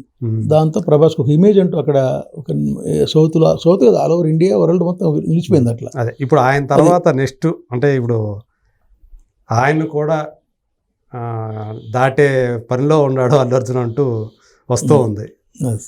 నేషనల్ వైడ్గానే విశ్లేషకులు రాస్తూ ఉన్నారు, చెప్తూ ఉన్నారు. అంటే ఒకటి సార్, అక్కడ ప్రభాస్ ఇమేజ్ని క్రాస్ చేయటం, లేకపోతే ఒక సినిమా క్రాస్ చేస్తే ఆ ఇమేజ్ కంటిన్యూ కాదండి. ప్రతి సినిమా ఇప్పుడు తర్వాత ఆయనది వచ్చింది సినిమా మీకు ఏది మన సలార్లో నిజంగా చూస్తే ప్రభాస్ క్యారెక్టర్ తక్కువ. సలార్ 2లో మరి డైలాగ్స్ కూడా చాలా తక్కువ. సలార్ కల్కిలో ఇంకా తక్కువ. అమితాబ్ బచ్చన్ క్యారెక్టర్ మీకు హైలైట్. ఆయనకి ఆ ఏజ్కి, ఆయనకి ఆ గెటప్కి, ఆయన చేసిన దానికి నియర్లీ గ్రేట్ ఫీల్. అయితే ఏజ్ చేసినా కూడా మీకు ఒక సినిమాతో ఇమేజ్ ఎక్కువ వెళ్ళిపోవటం, పడిపోవటం ఉండదు సార్. ఇది కంటిన్యూ అవుతుంటుంది. అవును. ప్రభాస్దే, అల్లు అర్జున్దే, రామ్ చరణ్ జూనియర్ ఎన్టీఆర్. అదే అందుకని బాహుబలి 2 తర్వాత సాహో చేస్తే సాహో మనకు ఫ్లాప్, కానీ హిందీ బెల్ట్ లో ఆడింది. సో అది కరెక్ట్ పాన్ ఇండియా స్టార్ అంటే. అవును. ఇక్కడ సాహో ఎందుకు ఆడలేదంటే మీకు అంతకుముందే ఆ సినిమా వచ్చింది KGF. అదే బ్యాక్ డ్రాప్ లాగా, అదే ఫోటోగ్రఫీ కానీ, ఆ మేకింగ్ కానీ, ఆ కాస్ట్యూమ్స్ కానీ, బ్యాక్ డ్రాప్, ఆ కలర్ అంతా కానీ అదే అనిపించింది.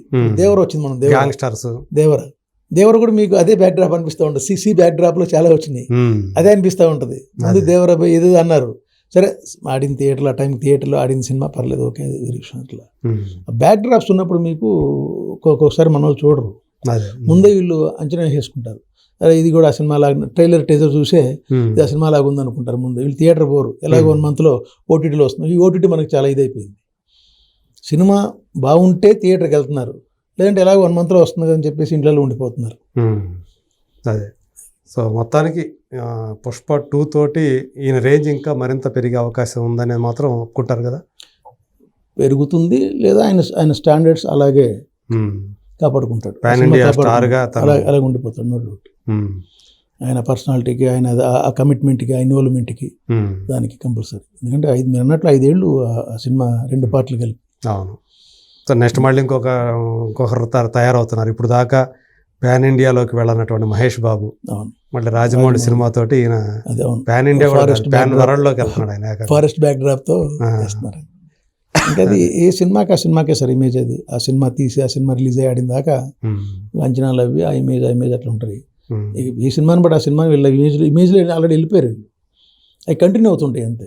అదే నెక్స్ట్ సినిమా చేస్తే, ఇప్పుడు అల్లు అర్జున్ నెక్స్ట్ సినిమా చేస్తే ఈ స్థాయికి తగ్గకూడదు. బడ్జెట్ కానీ, సబ్జెక్ట్ కానీ, కాంబినేషన్ కానీ తగ్గితే మీకు ఆటోమేటిక్ అది ఇమేజ్ మీకు అంతే. ఇప్పుడు ఏది చేసినా కాకపోయినా ఫ్యాన్స్ జనం చేసేస్తారు. అవును, పాన్ ఇండియా లెవెల్లో చేయాలి ఏది చేసినా అంతే. ఆ స్టోరీలే, ఆ టైప్ సినిమా కూడా సార్, సినిమా స్ట్రాటజీ మారిపోయింది కరోనా తర్వాత. అవును. ఓటీటీ ఇప్పుడు ప్రతి ఒక్కరు పాన్ ఇండియా మూవీ అంటున్నారు. నాని సినిమా దగ్గర నుంచి, శర్వానంద్ సినిమా దగ్గర నుంచి అన్ని పాన్ ఇండియా. అంటే pan India mean nothing but above 5 language, minimum 4-5 language market పరిధి పెంచుకుంటానికి. ఇప్పుడు ఒక లాంగ్వేజ్ చేస్తే వర్కౌట్ కాదు బడ్జెట్. అవును అని ఈ బడ్జెట్ అయిన ఖర్చుని రికవర్ చేసుకుంటానికి, మీరు అన్నట్లు వ్యాపార పరిధిని పెంచుకుంటానికి పాన్ ఇండియా మూవీ అని చెప్పేసి అన్ని లాంగ్వేజ్లో రిలీజ్ చేస్తున్నారు. అప్పుడు ప్రొడ్యూసర్ సేఫ్, ఎందుకంటే వాళ్ళకి శాటిలైట్ తో పాటు ఓటీటీ కూడా ఉంటుంది. దాన్ని కూడా డిజిటల్ రైట్స్ అని ఇవన్నీ మీకు డబ్బింగ్ రైట్స్ మేము చాలా చేస్తారు. ఇవన్నీ ఓన్లీ థియేటర్కి అయితే ప్రొడ్యూసర్ బయటపడే అవకాశం లేదు సార్, లేదు. సో ఎవరు ఇస్తున్నారు సార్ అడ్వాన్స్లు మీకు? థియేటర్లో ఎగ్జిబిటర్స్ కానీ డిస్ట్రిబ్యూటర్స్ అడ్వాన్స్ లేదు. సిస్టమ్ మారిపోయింది, రిలీజ్ సిస్టమ్ మారిపోయింది. పర్సంటేజ్ నీ సినిమా ఉందా వేసుకో, థియేటర్లో వచ్చిన కలెక్షన్లో 50-50 60-40 అనేది ఆ సినిమా రేంజ్ని బట్టి. అదే సినిమా ఆడితే exhibitor safe, distributor safe, producer safe. మొత్తం మారిపోయింది. లేదనుకోండి థియేటర్ ఓనర్కి ఏమీ లేదు, ఇది ప్రొడ్యూసర్కి ఏం లేదు. అంటే దీనన్నిటికీ అవుట్పుట్ ఏంటంటే సార్, ఫస్ట్ అంటే హైట్స్ అనేది తగ్గిపోతాయి. ఎస్, మేకర్స్ రెస్పాన్సిబిలిటీ ఏంటంటే స్ట్రిక్ట్గా సబ్జెక్టులో ఒక నవ్యత నాణ్యత ఉండాలి. నేను ఎక్కడ చెప్పినది చెప్తాను, రాస్తాను కూడా. అదే సబ్జెక్టులో కథ ఎన్ని వస్తాయి సార్, కథలు ఎన్ని ఉన్నాయి సార్, మొత్తం కలిపితే 4-5 కథలే. మహాభారతం, రామాయణం, భాగవతం చూసినా ఎక్కడో ఉంటుంది. చూసినట్టే అనిపిస్తా ఇన్ని కథలు వస్తాయి, ఎక్కడి నుంచి వస్తాయి మీకు? కథ ఎక్కడ ఉండదు సార్. మన ఇన్సిడెంట్, డైలీ ఇన్సిడెంట్స్ ఉంటాయి మన ఇంటి పక్కన, ముందు సైడ్లో పేపర్లో వచ్చిన ఇన్సిడెంట్, ఇక్కడ చిన్న ఇన్సిడెంట్ మీకు సబ్జెక్టు. స్క్రీన్ ప్లే అంతే కదా. లవ్ అనేది ఒకటే ఎమోషన్. అంతే, అన్ని సినిమాల్లో లవ్ చూపిస్తాను, కానీ నువ్వు ఎలా చూపించావు, ఎలా ప్రజెంట్ చేసావు అనేది అది ఇంపార్టెంట్. అంతే, అక్కడ ఆ ప్రెజెంటేషన్లో మీకు ఎక్కడ మీకు నవ్యత నాణ్యత ఉంటుందో అక్కడ మీకు సక్సెస్ ఉంటుంది మినిమం. ఇంకేంటి మరి, అఖండలో మిస్ అయిపోయింది మీకు? అఖండలో కరోనా దెబ్బ కొట్టింది సార్. అది అంటే నన్ను ఒక్కడే కాదు, మీకు తెలుసు, ప్రపంచాన్ని దెబ్బ కొట్టింది. ప్రపంచాన్ని, ఎస్పెషల్లీ ఇండియాని, సినిమా ఫీల్డ్, అన్ని ఫీల్డ్ని దెబ్బ కొట్టింది. మీకు ఎలా దెబ్బ కొట్టింది? నాకు ఏం లేదు సార్, మంచి క్యారెక్టర్ ఇచ్చారు బోయపాటి సీన్ గారు. పాపం ఆయన 15 సీన్లు character, heroine combination, inspector character, కామెడీగా ఇన్షర్ట్ చేసుకుంటూ కొంచెం బొజ్జ ఉంటుంది, కామెడీగా వేశారు. ఓవర్ నైట్ నన్ను క్యారెక్టర్ కన్ఫర్మ్ చేశాడు. కరోనా ఎంటర్ అయిన తర్వాత ఫీల్డ్ మీకు తెలుసు, అన్నీ ఆగిపోయినాయి, సబ్జెక్టులు మారిపోయినాయి. అఖండలో తర్వాత ఆ క్యారెక్టర్ వచ్చింది, అఘోర క్యారెక్టర్ వచ్చింది. అంటే మీ క్యారెక్టర్, మీరు చేసిన క్యారెక్టర్ లేదా సినిమాలో? లేదు, తర్వాత లేదు, ఇంకా ఓకే, అలా కాంబినేషన్ లేదు, ఆ క్యారెక్టర్ లేదు, వేరే క్యారెక్టర్ వచ్చేసి మారిపోయింది, కథ మార్చేసారు ఆ సబ్జెక్ట్ టైంలో. ఇంకా బెటర్మెంట్ కోసం, దానికోసం వెళ్తూ అఘోర క్యారెక్టర్ వచ్చింది, అది వచ్చింది సినిమా మొత్తానికి. అప్పుడు మీరు ఎవరు కాంబినేషన్లో చేశారు? నేను యాక్చువల్గా హీరోయిన్ కాంబినేషన్ ప్రజ్ఞా జైస్వాల్ వచ్చింది ఆ ప్లేస్లోకి. మీరు చేసినప్పుడు హీరోయిన్కి నేను చేసినప్పుడు ఇంకా ఫైనల్ కాల, ఫైనల్ అవుతుంది అన్నారు. హీరోయిన్ ఫైనల్ కాకపోవడం వల్ల ఆ పాయింట్ ఆఫ్ వ్యూ తీశారు నా 2-3 షాట్లు. బాలకృష్ణ కాంబినేషన్. తర్వాత ఇక వేరే హీరోయిన్ కదా అప్పుడు మీరు చేసింది? అవును, హీరోయిన్ లేదు అప్పుడు, అసలు జాయిన్ కాలే అమ్మాయి, ఎవరనేది కన్ఫర్మ్ కాలే. ఇంకా ఆ పాయింట్ ఆఫ్ వ్యూ కార్లో కెమెరా పెట్టి, కలెక్టర్ కార్లో కెమెరా పెట్టి చేశారు. సరే, ఇక అనుకోకుండా అది ఆయన మాత్రం ఏం చేస్తారు పాపం బోయపాటి సీన్ గారు. కాలచక్రం, కాజల్ అగర్వాల్ అనుకుంటా కదా అనుకున్నారు, కాలేదు అప్పుడు అది. దాంతో సబ్జెక్ట్ మారిపోయింది, కాలచక్రం తిరిగిపోయింది, పరిస్థితులు మారిపోయినాయి, ఫీల్డ్ స్ట్రాటజీ మారిపోయింది. ఆ 2.5 yearsలో సబ్జెక్టులు మారిపోయింది, జీవితాలు మారిపోయినాయి. ఒకవేళ మీది కనుక, అంటే మీరు అక్కడ చూసి ఉంటారు కదా, ఇదే కరెక్ట్ అనిపించిందా? తర్వాత మీ క్యారెక్టర్ తీసేశారు కదా, ఇది బాగుంది, కరెక్ట్గా ఉంది అని చెప్పి అనిపించింది సార్. సబ్జెక్ట్ పరంగా వీళ్ళు చేసింది బాగుంది, బెటర్మెంట్లు వచ్చినాయి, ఇంకా బాగుంది. సినిమా ఆడింది, శివుని క్యారెక్టర్ బాగా పట్టింది. ఇండైరెక్ట్ గా బాలకృష్ణలో శివుని చూశారు, అక్కడ ఎక్కడ మీకు దేవుడిని చూపించాల. Akhanda power of the god, power of the Shiva god, దానికి ఆ ఘోర క్యారెక్టర్లో చూపించారు. అతని బ్యాక్ డ్రాప్ కూడా, క్యారెక్టర్ బ్యాక్ డ్రాప్ కూడా సొసైటీ బాగుండాలి.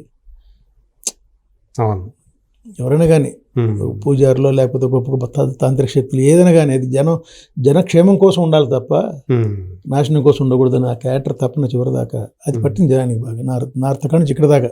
ఓకే, మరి అఖండ 2కి ఏమైనా ఉందా మీకు? చెప్పారు, నమ్మకం ఉంది బోయపాటి సీన్ గారి మీద, మాట ఇచ్చారు, చేస్తారని నమ్మకం మిస్ అయింది కాబట్టి చేస్తారని నమ్మకం ఉంది, చేస్తాను. ఒకవేళ పరిస్థితులు క్యారెక్టర్ కుదరకపోయినా కూడా అఖండ 2 కూడా ఆడాలని మనస్ఫూర్తిగా ఆడాలని కోరుకున్నా. ముందే పరిచయం ఆయన ముందే కోరుకున్న ఆఫీస్కి వెళ్ళి అడిగి వచ్చాను. అది తప్పకుండా సార్, డైరెక్టర్లు అవకాశం ఉంటే పిలుస్తున్నారు నన్ను.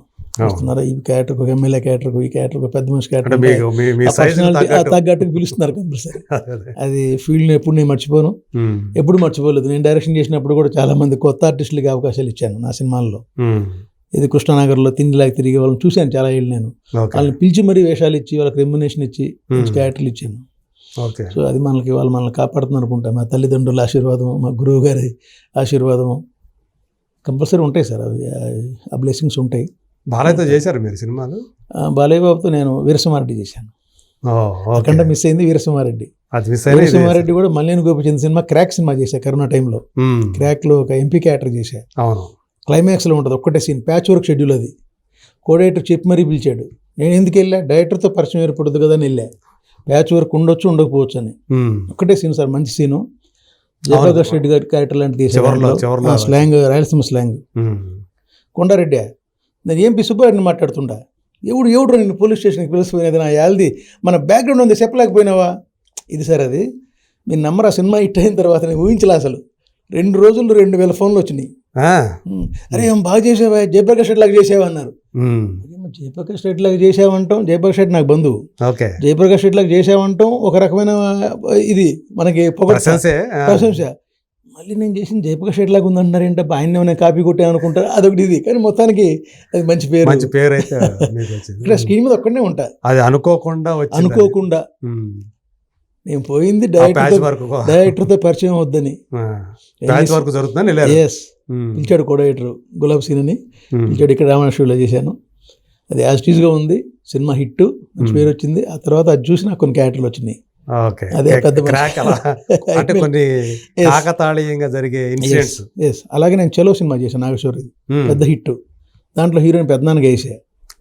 చలో చలో చలో నాగశౌర్య అమ్మాయి first cinema, Rashmika first cinema heroine పెద్దనాన్నగా వేసాను. అనుకోకుండా సినిమా పెద్ద హిట్, అది మంచి పేరు వచ్చింది. వాళ్ళదే Nartanasala, Naga Shaurya banner, own banner. దాంట్లో పెద్ద క్యారెక్టర్ జయప్రకాష్ రెడ్డి బావమూర్తికి వేసాను. నాకు భార్య, 2 పిల్లలు, full length character. Cinema bad luck ఏంటంటే ఒక్కోసారి అలా జరుగుతుంది. ఇప్పుడు కూడా చలో సినిమా వస్తే నాకు ఫోన్లు వస్తాయి స్క్రీన్ మీద, థియేటర్, ఇంట్లో, టీవీల్లో. నర్తనశాల అది ఒక్కోసారి అదే సార్, మనం అన్ని ఆడాలని కోరుకుంటాం, అన్ని క్యారెక్టర్లు నేనే చేయాలని కోరుకుంటా, కుదరదు. మనకు తగ్గ క్యారెక్టర్లు మనకు. బాలబాబు తోటి ఏమైనా కొంచెం పరిచయం ఉందా మీకు? అసలు పరిచయం అయ్యేది సార్, ఒక మూమెంట్లో అయ్యేది. నెక్స్ట్ డే మార్నింగే నాకు ఆయనతో సబ్జెక్ట్ సిట్టింగ్ ఉండేది 1995లో. భూతాల రాజు గారు అని ఎన్టీఆర్ గారికి ఫ్యామిలీ ఫ్రెండ్, ఆయన ఇంట్లో ఆఫీస్. భూతాల రాజు గారు రేపు మార్నింగ్ 7:30కి బాలకృష్ణ గారితో సబ్జెక్ట్ సిట్టింగ్ నాకు, డైరెక్షన్. 96లోనా? 95, 96. ఓకే. అది నాది 2వ సినిమా డైరెక్షన్ కోసం. తారక ప్రభు దీక్ష మహిమలు తర్వాత గ్యాప్లో నేను దూరదర్శన్కి ఎపిసోడ్లు చేశాను, సింగిల్ ఎపిసోడ్స్, అవి short films, ad films. Uday Bhanu, introduced by me, Uday Bhanu. అవునా? వీళ్ళంతా, ఉదయ్ భాను, కృష్ణశ్రీ, వీళ్ళంతా. ఆ టైంలో ఎందుకు నా ఫస్ట్ సినిమాలో ధర్మం సుబ్రహ్మణ్యంకి సోమయాజులు నా హీరో, శంకరభరణం సోమయాజులు గారు నాకు హీరో. ధర్మం సుబ్రహ్మణ్యం గారికి నెగిటివ్ క్యారెక్టర్ వచ్చింది, నేను పెద్ద క్యారెక్టర్ సినిమాలో. అప్పటిదాకా ఆయన ఆనంద బ్రహ్మ, దూరదర్శన్లో అందరినీ నవ్వులు. అవును, సినిమాల్లో నాదే పెద్ద క్యారెక్టర్ అప్పుడు చేసాం. అట్లా అనుకోకుండా ఆ టైంలో భూతల రాజు గారు నైట్ గుండెపోటుతో చనిపోయాడు. రేపు మార్నింగ్ బాలకృష్ణ గారితో సబ్జెక్ట్ సిట్టింగ్ అనుకున్నాం, ఆయన ఫిక్స్ చేశాడు. వెళ్దాం నాన్న అని చెప్పేసి నా స్కూటర్ మీద ఫిల్మ్ నగర్ నుంచి ఆయన ఇంటికి, ఇప్పుడు ఉన్నీలే బాలకృష్ణ గారు, వెళ్ళాలి. నేను ఆఫీస్లోంచి నైట్, ఆ ఇంట్లో ఆఫీస్ నాది, ఇంటికి వెళ్ళిపోయాను. నైట్ ఫోన్ 12:30 భూతల రాజు గారు చనిపోయారండి. అట్లా కొన్ని బ్రేక్ లేని సెట్లో ఎదురుపాటు, నమస్కారం బాయ్, మంచి రెస్పాన్స్. అంటే మళ్ళీ ఆయన కలిసే అవకాశం రాలేదు? నేను వెళ్ళలేదు. ఓకే. కానీ బాలకృష్ణ గారు సెట్లో పర్ఫెక్ట్ ప్రొఫెషన్ ఇస్తారు. రిహార్సల్లో 50% చెప్తాడు, టేక్లో 200% చేస్తాడు. పర్ఫెక్ట్. నేను వీరసింహారెడ్డిలో క్యారెక్టర్ చేసేటప్పుడు ఆశ్చర్యపోయాను నేను. ఆయన ఆ డైలాగ్ దీనికి చెప్పే విధానానికి కానీ, రిహార్సల్కి, టేక్కి నేను క్లాప్స్ కొట్టే. ఫస్ట్ షాట్కి ఆ సీన్లో ఆయన ఎంట్రన్స్ ఉంటుంది, మీటింగ్, నేను, రవిశంకర్, అజయ్ ఘోష్, వరలక్ష్మి ఉన్నాం ఆ సీన్లో. 2 రోజులు చేసాము. ఆయన డైలాగ్ డెలివరీ పర్ఫెక్షన్కి బాగా హ్యాపీ ఫీల్ అయ్యాను. సెట్లో కూడా 7 o'clock వస్తాడు లొకేషన్కి. అనుకున్నారు ఎన్టీ రామారావు గారి లాగానే ఆ క్యారోన్ నుంచి దిగి వచ్చాడంటే కెమెరా దగ్గర నుంచి మళ్ళీ క్యారోన్లో పోడు, మధ్యాహ్నం దాకా, లంచ్ దాకా పోడు, వేసుకొని చిన్న టేబుల్ వేసుకుని కూర్చుంటాడు, అంతే. పర్ఫెక్ట్. అంటే భోజనానికి మాత్రమే వెళ్తారు మళ్ళీ, అంతే. No buildups, no bodyguards, ఈ ఉండదు, బౌన్సర్ గేన్సర్ లేవు, ఉండరు. చాలా సింపుల్గా, పర్ఫెక్ట్గా, ప్రొఫెషనలిజం. అవి జీన్స్ వస్తాయి సార్, ఎన్టీ రామారావు గారు జీన్స్ అవి కొన్ని కంపల్సరీ వస్తాయి. అదే, అంటే ఒక నటుడిగా ఆయన మీద అభిమానిస్తారా? కొన్ని క్యారెక్టర్లు ఆయనకు ముద్ర పడిపోయినాయి, ఆయనే చేయాలి. రాయలసీమ క్యారెక్టర్ కొన్ని చేస్తే ఆయనే చేయాలి. అఫ్కోర్స్ చిరంజీవి గారు కూడా చేశారు, ఇందిరా సినిమాలు, అవి మంచి సినిమాలే. బట్ కొన్ని క్యారెక్టర్లు ఆయనే చేయాలి బాలకృష్ణ గారు. ఇప్పుడు అఖండ సినిమాలో కూడా Part 2లో బాలకృష్ణ గారు తప్ప ఇంకొకరు ఊహించుకోలేరు. అఘోరా క్యారెక్టర్ ఎందుకు ఆయనకి బాగా సెట్ అయింది అట్లా. ఆ బ్లాక్ డ్రెస్, అది కుంకుమ అసలు అది హైట్, అది మంచి హైట్. ఎందుకునో అక్కడ ఎక్కువ ఆయన విగ్గు కూడా ఉపయోగించాల, ఒరిజినల్ గడ్డం. అది మరి బోయపాటి గారు ఎట్లా ఎంత తెలివిగా ఆలోచించేశారు. వాళ్ళిద్దరికి ఒక ఆ క్యారెక్టర్ గురించి, సబ్జెక్ట్ గురించి ఒక అండర్స్టాండింగ్ ఉంది వాళ్ళు. అందుగురించి వాళ్ళది అప్రధీత. బాలకృష్ణ గారిని ఎలా చూపించాలనేది ఆయనకి బాగా ఫిక్స్ అయిపోయింది అందరూ ఆయనకి. నన్ను బోయపాటి ఎలా చూపించాలో తెలుసు మా సీన్కి బోయపాటికి అని చెప్పి ఈయనకి ఫీలింగ్, అండర్స్టాండింగ్ ఉంది ఇద్దరికి. అదే సీన్స్ కానీ, ఆ ఫైట్స్ కానీ, ఆ డైలాగ్స్ ఎవ్రీథింగ్ అదే అందువల్ల హ్యాట్రిక్ కొట్టేశారు అంతే. ఒకదాని మించి ఒకటి, సింహ, లెజెండ్, అఖండ. ఇప్పుడు అఖండ 2 నో డౌట్ అండి, అది కూడా చేస్తారు, నో డౌట్. అది కూడా బ్లాక్ బస్టర్ అంటారా? అంతే, ఇంత టైం తీసుకున్నారు కాబట్టి ప్రతి సీను చేస్తారు. ఆ విధంగా బోయపాటి డిజైన్ చేస్తారు. Yes. మీరు ఎందుకని అంటే డైరెక్టర్గా కొన్ని సినిమాలకి పరిమితమై సక్సెస్ రాకపోవటం వల్లే ఇటు నటుడిగా మారారు అనుకోవాలా ఎట్లా? అది కాదు సార్, సక్సెస్ అని కాదు. నేను సెలెక్టివ్గా సినిమాలు చేసుకుంటూ వచ్చాను. ఏవి పడితే చేయలేదు నేను. ఓకే, నేను చేసుంటే ఒక 70 సినిమాలు చేసుండేవాడిని డైరెక్టర్ కదా. చిన్న సినిమాలు చేయలేదు, నేను వదిలేశాను. ఓకే, అవకాశాలు వచ్చాయి. 10 రోజుల సినిమా అయిపోవాలి, వారం రోజులు అయిపోవాలి, ఇది అయిపోవాలి. నాకు పెళ్ళం వచ్చింది సినిమాతో, నాకు నిజంగా బ్రేక్ రావాలి. ఓవర్ నైట్ హీరోయిన్ రోజా, నాకు హీరోయిన్ సుమన్ గారు, రోజా, ఇంకో 2-3 హీరోయిన్లు, రోజా మెయిన్. ఆ ప్లేస్లో, రోజా ప్లేస్లో వేరే హీరోయిన్ వచ్చింది. దాంతో నా సబ్జెక్ట్ 50 రోజులు ఆడాల్సిన సబ్జెక్ట్ 4 వీక్స్ ఆడింది, పెళ్ళం వచ్చింది. అది కమర్షియల్గా హీరో ఉన్నారు కానీ హీరోయిన్ మారారు. దాంతో క్యారెక్టర్ కిల్ అయిపోద్ది సార్. 5 షేడ్స్ ఉన్న క్యారెక్టర్ అది. ఆర్టిస్ట్ మారితే మీకు సీనియర్ ఆర్టిస్ట్ చేసే క్యారెక్టర్ వేరుగా ఉంటుంది. క్యారెక్టర్స్ ఎందుకని మారారు అప్పుడు? ఎవరు వచ్చారు ఆ ప్లేస్ లో? అది చెప్పొద్దులండి పేరు, అది బాధపడతారు వాళ్ళు. ఇప్పుడు అది ఇప్పుడు మణిచందన ఆ అమ్మాయికి లైఫ్లో అదే పెద్ద సినిమా మాది. ఇంకో 2 హీరోయిన్లు కూడా, శ్రద్ధా కపూర్, రాధికా చౌదరి, 3 హీరోయిన్లు. బాంబే అమ్మాయి ఫిలిం నగర్ సినిమా చేసినారు. ఫిలిం నగర్, శ్రద్ధా కపూర్, రాజా, శ్రద్ధా కపూర్ ఉన్నారు. నితిన్ కపూర్ బంధువు అమ్మాయి, యశోద బంధువు. ఓకే, ఇప్పుడు శ్రద్ధా కపూర్ మనకు తెలుసు కదా, శక్తి కపూర్ కూతురు. ఆమె టాప్ హీరోయిన్. అవును, అది రాధికా చౌదరి. ఆల్ కమెడియన్, శ్రమ ప్రభు, అందరు కమెడియన్ చేసాం సినిమా. అది 4 వీక్స్ ఆడింది. అది ఇంకొంచెం కమర్షియల్గా ఆడుంటే నాకు రెగ్యులర్ సినిమా పడి ఉండేవి, పెద్ద సినిమాలు వచ్చాయి ఆఫర్. కమర్షియల్గా రాలేకపోయానని అందువల్ల కాదు, నాకు ఆఫర్ వచ్చేసి కొన్ని సినిమాలు వచ్చి చేయలేదు నేను. ఓహో, ఈ చిన్న సినిమా, బడ్జెట్ సినిమా, మనం కాంప్రమైజ్ కాలేము. ఎక్కడ కాంప్రమైజ్ అవుతాం అక్కడ అవుట్పుట్ రాదు సార్. అవుట్పుట్ రాని చోట మీకు సక్సెస్ ఉండదు అని నేను సెలెక్టివ్ చేసుకుంటూ వచ్చాను. సెలెక్టివ్ చేసుకుంటూ వచ్చి నాకు లాస్ట్ సినిమా వచ్చేసి జగద్గురు శ్రీ షిరిడి సాయిబాబా, 2009-10. సాయిబాబా నేను దేవుడు అనలేదు, ఈజ్ ఏ సోషల్ రిఫార్మర్, గొప్ప సంఘ సంస్కర్త, 19th century సాధువు ఆయన మనిషి. సాధువు, ముస్లిమా, హిందూ తర్వాత సంగతి. ఒక గొప్ప సాధువు, గొప్ప మనిషి, మనసున్న మనిషి. సబ్కా మాలిక్ ఏక్ అని, ఎవరన్నా కష్టపడుతుంటే చూడలేడు. ఎక్కువ హరిజనులు, గిరిజనులకు గుళ్ళు ప్రవేశాలు చేసి వాళ్ళకి సేవ చేసుకుంటూ జీవితం అంతా ఒక సాధువుగా గడిపిన ఒక గొప్ప సంఘ సంస్కర్త అలా చూపించాను నేను రీసెర్చ్ చేసి. అలా చూపించడం వల్ల నాకు ఆ సినిమాకి ఉత్తమ జాతీయ సమగ్రతా చిత్రంగా శ్రీమతి సరోజిని నాయుడు అవార్డు వచ్చింది, రాష్ట్ర ప్రభుత్వం. ఎస్, నంది అవార్డులో ఉత్తమ దర్శకుడు అవార్డు వచ్చింది. ప్రొడ్యూసర్కి ఉత్తమ నిర్మాతగా స్వర్ణ నంది, నాకు తామ్ర నంది. నాకు అవార్డు అనేది నాకు గొప్ప ఫీలింగ్ ఏంటంటే, గురువు గారు కూర్చొని చూస్తుండగా నాకు అవార్డు వచ్చింది. తీసుకున్న ఆయనకంటే ముందు ఆయనకి పరమవీర చక్ర సినిమాకి వచ్చింది 2010-11.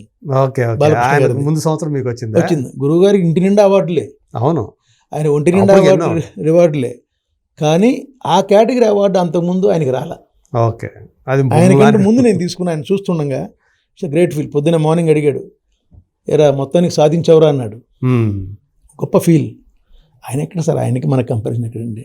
కానీ ఆయనకి ఎందుకో ఆయన ఎన్నో అవార్డులు వచ్చాయి, చాలా. కానీ ప్రభుత్వం నుంచి ఎందుకుని పద్మశ్రీ లాంటి ఎందుకని ఆ ఒకటి సార్, కొన్ని అవార్డ్స్ పొలిటికల్ ఇన్వాల్వ్మెంట్స్, రకరకాల మ్యాటర్స్. ఆ పార్టీలకి, ఆ ప్రభుత్వాలకు సపోర్ట్ చేస్తేనే వస్తాయి అన్నట్టు. ఆయన ఏ పార్టీలో ఉన్నాడో ఆ పార్టీ వాడు కూడా ఆయనకి ఇవ్వలేదుగా. చేయలేదంటే కొంత ఆయన మీద కొంత రకరకాల ఫీలింగ్స్, జెలసీ ఉండొచ్చు, కొంతమంది ఉండొచ్చు. అట్లా అది పద్మశ్రీ రావాల్సింది. కేంద్ర మంత్రి అయ్యాడు కదా, సహాయ మంత్రి అయ్యాడు కదా, బొగ్గు గనుల శాఖ మంత్రి కూడా. ఆయన ట్రై చేసుకోలేదు, వస్తుందిలే అనుకున్నాడు, ట్రై చేసుకోలేదు. ఒకటి సార్, నా దృష్టిలో నంది అవార్డుల, జాతీయ అవార్డుల, లేకపోతే ఆస్కార్ అవార్డుల కన్నా కూడా జనం మెచ్చి ఏ బిరుదిస్తే అదే గొప్ప అవార్డు సార్. జనం దృష్టిలో ఇప్పుడు దర్శనారాయణ గారిని దర్శక రత్న అంటారు, అంతకన్నా గొప్ప బిరుదు ఏముంటుంది సార్? అదే. అవును, చిరంజీవి గారి మెగాస్టార్, మోహన్ బాబు గారిని కలెక్షన్ కింగ్ అంటారు కదా, మరి ఆయనకి అవార్డులు రాలేదు. మరి డైలాగ్ కింగ్ అంటారు, రాలే. మరి ఆయన ప్రయత్నం చేసుకుంటూ వచ్చేయేమో, వచ్చింది ఆయనకి పద్మశ్రీ ఉంది, వచ్చింది కదా. అది ఓకే. సినిమాలకు మామూలుగా ఉత్తమ నటుడు అవార్డులు అవి రాలేదు. ఎవరైపోయి ఇది ఫీలింగ్ అది. మోహన్ బాబు గారు నా సినిమా చూశాడు, సాయిబాబా సినిమా చూసి నన్ను వాటేసుకుని, ఆయన భక్తుడు కదా, నాకు సాయిబాబా భక్తున్నాయి, నేను రామకృష్ణ, నాకు తెలియని కొత్త సాయిబాబాను చూపించు, సాయిబాబాలో ఎంత విషయం ఉందో అన్నాడు. సార్ ఇంక చాలా ఉంది సార్, నేను రీసెర్చ్ చేశాను, నేను ఇంతే చూపించాను, ఇంకా ఇంత ఉంది సార్ అని చెప్పి, నీకు అవార్డు వస్తుందా అన్నాడు. ఓకే అనుకుంటే అప్లై చేశాను. వచ్చింది. పిసి రెడ్డి గారు కమిటీ ఉన్నప్పుడు నేను ఎక్కడో ఉన్నా వైజాగ్లో, ఫోన్లో అనౌన్స్మెంట్ వచ్చిందనమాట, టీవీలో చూస్తుంటే గొప్ప ఫీలింగ్ సార్ అది అవార్డు. అదే మన పడ్డ బడ్జెట్లో చేసాం, రీసెర్చ్ చేశాను. అంతకుముందు సాయిబాబా సినిమా పెద్ద హిట్ సినిమా ఉంది, వాసు గారు. మనం ఏం చేద్దాం, వాళ్ళు ఏం చూపించారు అనవసరం. మనం కొత్తగా అసలు సాయిబాబా ఏంటి, క్యారెక్టర్ ఏంటి, నిజంగా ఆయన జీవించాడు, ఎవరికి ఉపయోగపడ్డాడు, ఆయన జీవితం అంతా ఎవరికి సేవ చేశాడని రీసెర్చ్ చేస్తే నాకు కొన్ని కొత్త విషయాలు తెలిసినాయి. అవి నేను ప్రజెంట్ చేశాను. ఓకే, రిచ్ సెట్స్ లేకుండా బూత్ బంగ్లా, చిన్న చిన్న బూత్ బంగ్లాలో ఆ చెట్లు బిట్లు చిన్న సెట్ వేసుకుని అక్కడ చేశాను అనమాట సినిమా. అదొక తృప్తి మీకు బాగా ఆ సినిమా తోటి. ఇక అదే లాస్ట్ సినిమా అంతే. మళ్ళీ ఎందుకని ఆ సినిమాతో ఆపేశారు? సినిమాతో ఆపేటువంటి సార్, నాకు కాంప్రమైజ్ కాకుండా సినిమా తీయాలి, మంచి సినిమా తీయాలంటే బడ్జెట్ కావాలి, కాంప్రమైజ్ కాకూడదు. కాంప్రమైజ్ అయ్యే బడ్జెట్ లేకపోతే ఏదో చేద్దాంలే, బతికేద్దామని లేదు, అవసరం లేదు. మన తల్లిదండ్రులు ఉన్నారు, వాళ్ళు చేసిన బ్యాక్గ్రౌండ్ ఉంది, మనం కష్టపడేది ఉంది, నాకు సైడ్ ఏదో కొంచెం రియల్ ఎస్టేట్ పనులు అవి ఉన్నాయి. మీ ఎంత కావాలి సార్ మనిషికి తృప్తిగా తినడానికి, బతుకుతానికి ఏం కావాలి? ఓ చిన్న ఇల్లు, మన కుటుంబాన్ని పోషించుకోండి చాలు, హ్యాపీ.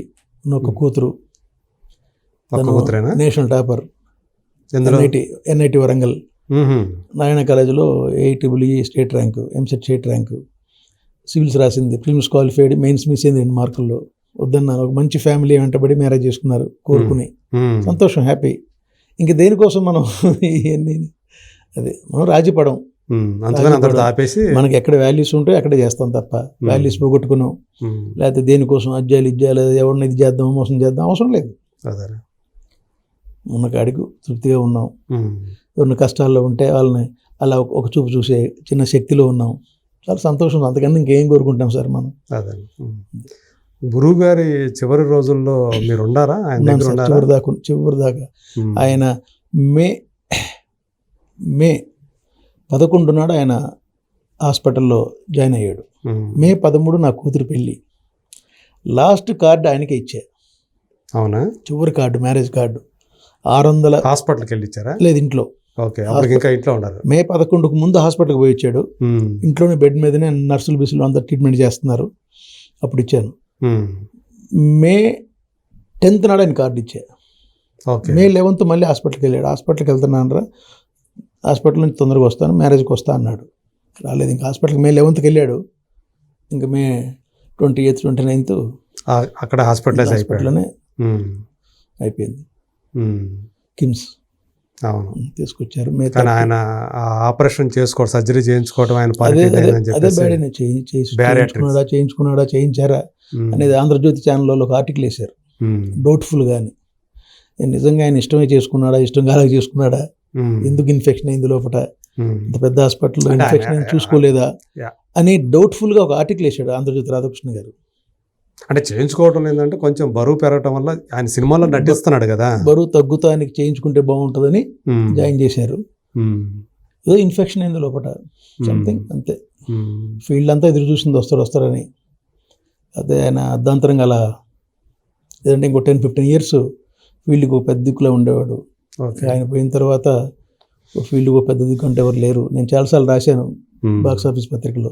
ఇప్పుడు ఉన్న వాళ్ళలో ఫీల్డ్కి పెద్ద దిక్కు పలానా చిరంజీవి గారు, పలానా మోహన్ బాబు గారు, పలానా కళ్యాణ్ గారు, పలానా భరద్వాజ్ గారు అని. కానీ ఎవరు 100% ఆ పెద్దరికం బాధ్యతలు ఎవరు దాసనారాయణరావుకి రీప్లేస్మెంట్ ఎవరుంటారండి? ఎవరు లేరు. కొంతవరకన్నా అనే ఆశపడ్డాం, పడ్డారు ఫీల్డ్ కూడా. ఆయన చనిపోయిన 1 monthకే అర్ధనగ్నంగా ఛాంబర్ ముందు బయటపడ్డారు, ఆర్టిస్టులు బజార్ని పడ్డారు. అక్కడ నుంచి ఇప్పుడు దాకా మీకు తెలుసు ఇంకా ఎలా జరుగుతుంది, ఏముంది, ఏదైనా సమస్య వస్తే ఎవరు పరిష్కరిస్తారు, ఎవరు పరిష్కరిస్తున్నారు లేదా అనేది ఇక మీకు తెలియదు కదా మ్యాటర్. బట్ ఏదైనా దాసనారాయణరావు గారు లేని లోటు, తీరనిది, తీర్చలేనిది భవిష్యత్తులో ఎవరు లేరు, ఇంకా నో రీప్లేస్మెంట్. ఏ విధంగా అందరూ కూడా ఇచ్చే గౌరవం అటువంటిది కదా. ఏంటి సార్ 365 days నేను చూశాను సార్. ఆయన ఇంటి గేట్లే కాదు, ఆయన గుండె తలుపులు కూడా తెరిచిపెట్టేవాడు. ఎవరు వస్తున్నారో, తింటున్నారో, ఎవరు తాగుతున్నారో, పోతున్నారో తెలీదు. ఇక కొత్త సంవత్సరానికి అయితే మీకు ఇక ప్రతి ఒక్కళ్ళు పోయి కవర్ తీసుకునేవాళ్ళు. కవర్లో 100 ఉందా, 50 ఉందా, 1000 తర్వాత సంగతి. ఆయన బర్త్డేకి ఒక పండగ సినిమా ఫీల్డ్లో. ఆ రోజు ఉన్నవాళ్ళు పోయి తినేవాళ్ళు, లేని వాళ్ళు 3 పూటలు తినేవాళ్ళు. ఆ రోజు ఆ పేదవాడి కడుపు నిండిపోయేది 3 పూటలు. పండగ 2 పండగలు, కొత్త సంవత్సరం ఒకటి, ఆయన బర్త్డే ఒకటి. ఆ పండుగలు మిస్ అయిపోయినాయి. 2 పండుగలు మిస్ అయినాయి. మనకున్న సంక్రాంతి, దసరా, దీపావళి లాంటి పండుగల్లో ఫీల్డ్కి సంబంధించి 2 పండుగలు మిస్ అయిపోయినాయి. మీరు అంటే మీ అమ్మాయి పెళ్లి చేసిన తర్వాత మళ్ళీ ఏమైనా హాస్పిటల్కి వెళ్ళి చూసారా? లేదండి, హాస్పిటల్కి వెళ్తే అక్కడ అసలు ఎవరిని ఎంట్రీ చేయట్లేదు అని చెప్పేసి అన్నారు. నేను పోదాం అనుకున్నా. ఈ లోపు నాకు మ్యారేజ్ తర్వాత నా కాలికి చిన్న సర్జరీ అయిపోయి నేను బెడ్ మీద ఉన్నా యశోద హాస్పిటల్లో. అవునా? నేను డిశ్చార్జ్ అయ్యి ఇంటికి వచ్చాను. ఆ తర్వాత 3-4 డేస్కి జరిగింది. మీరు అంత మొత్తానికి ఆయన శిష్యులందరికీ కూడా, ఆయనతో అనుబంధం ఉన్న వాళ్ళందరికీ కూడా ఆ రోజు మాత్రం భయంకరమైన ఒక పీడకల. చాలా చాలా చాలా. అంటే నాకు అత్యంత విషాదం. 38 సంవత్సరాలు ఆయన దగ్గర నుంచి 3 ఏళ్ళకి బయటకు వచ్చాను.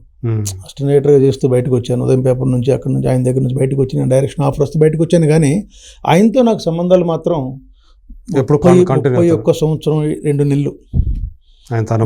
మే 11 రోజు కూడా ఆయన్ని రూమ్లోకి వెళ్ళాలి, ఇన్ఫెక్షన్ అవుద్దని. రూమ్ బయటే ఉండి కార్డు పెట్టి నమస్కారం పెట్టి, మీరు హాస్పిటల్కి వెళ్ళి రావాలి గురువు గారు, పెళ్ళికి రావాలి అని చెప్పి. నాకు తెలుసు రాలేడని తెలుసు, బట్ నా కోరిక తెలియలేదు. ఆయన లేకపోవడం మా పాప మ్యారేజ్లో నో డౌట్ పాప మ్యారేజ్ బాగా జరిగింది. ఫీల్డ్ మొత్తం వచ్చింది, అంత పొలిటికల్ ఫీల్డ్ వచ్చారు, బాగా జరిగింది. బట్ ఏదైనా ఆయన లేని లోటు బిగ్. అది నాకు ఇది ఏదైనా నా ఒక్కడి స్వార్థం పక్కన పెడితే తెలుగు చలనచిత్ర పరిశ్రమకి ఆయన లేని లోటు చాలా పెద్ద లోటు.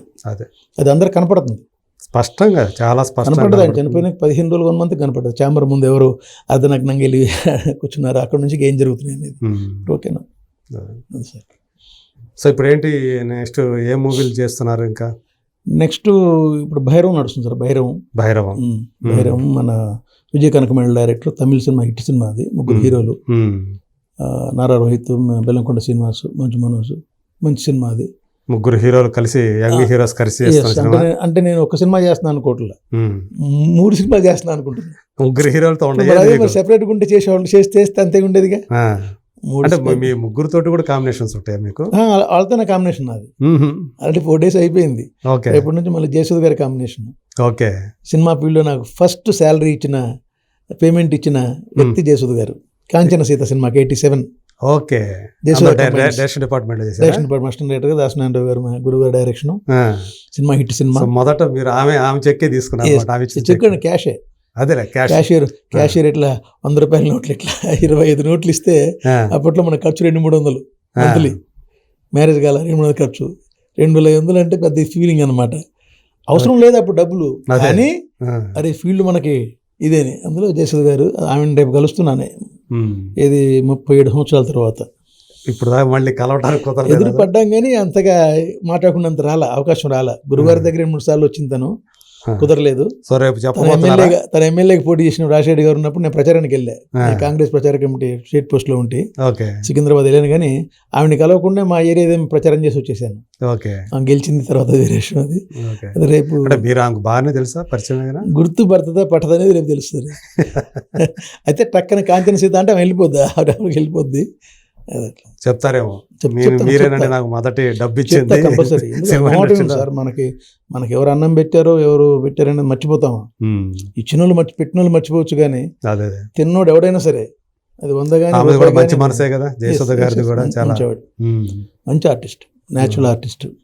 అవును, అందుకనే ఆమె యాక్ట్ చేస్తుంటే మేకప్ వేసుకుని చేస్తున్నట్టు ఉండదు, న్యాచురల్గా. అందుకే ఆమె పేరే సహజ నటి వచ్చింది. అంటే జయప్రద, శ్రీదేవులతో పోలిస్తే ఆమె గ్లామర్ పరంగా తక్కువగా ఉన్నప్పుడు కానీ నటన పరంగా మాత్రం అందుగురించి సహజ నటి అని చెప్పేసి ఫీల్డ్ జనం అని ఇచ్చారు. అది గొప్ప, అంతకన్నా అవార్డు ఇంకేం కావాలి ఇంకా. అవును సార్. భైరవంలో ఏం క్యారెక్టర్ చేస్తున్నారు? పెద్ద మనిషి, ఊర్లో పెద్ద మనిషి, టెంపుల్కి పెద్ద మనిషి. అక్కడ ఎవరు చేశారు తమిళ్లో ఆ సినిమాని? చూడలేదు సార్ నా సినిమా అక్కడ. చూడలేదు. తెలియదు మీకు?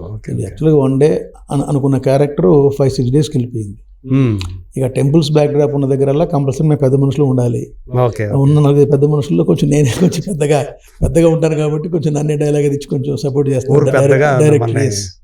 విజయ్ కనకమేళ మంచి డైరెక్టర్, తను టాలెంటెడ్. నాంది ఉగ్రం, నాంది మంచి సినిమా. అవును, అల్లరి మంచి పేరు నరేష్, అల్లరి నరేష్ గ్రాఫ్ని కామెడీ నుంచి ఒక్కసారిగా ఒక డిఫరెంట్ ఆర్టిస్ట్గా నరేష్ అనే ఆ సినిమా ప్రూవ్ చేసింది. అవును, అవును. మంచి డైరెక్టర్ కుర్రాడు, బాగా చేస్తున్నాడు. ఇంకా ఉన్నాయి సార్. ఇప్పుడు మన ప్రభాస్ మారుతి గారి సినిమా ఉంది, కమిట్మెంట్ ఇచ్చారు. రాజాసాబ్ ఒకటి ఉంది.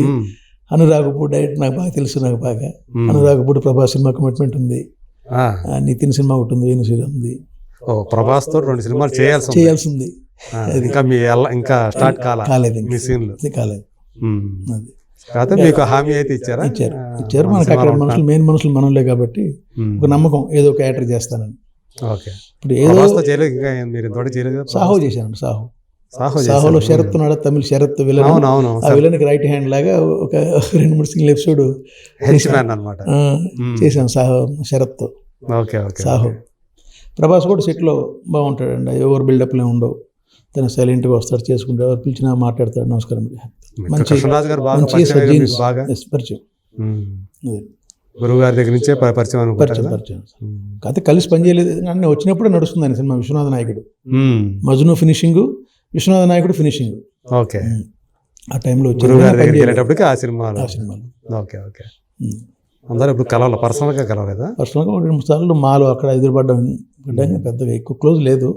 నమస్తే నమస్తే బాగున్నాం అంటాడు. మోహన్ బాబు గారు బాగా దాన్ని మంచి రెస్పాన్స్ ఇస్తాడు. కొంచెం మోహన్ బాబు మాట్లాడతారు, తెలుసు బాగా.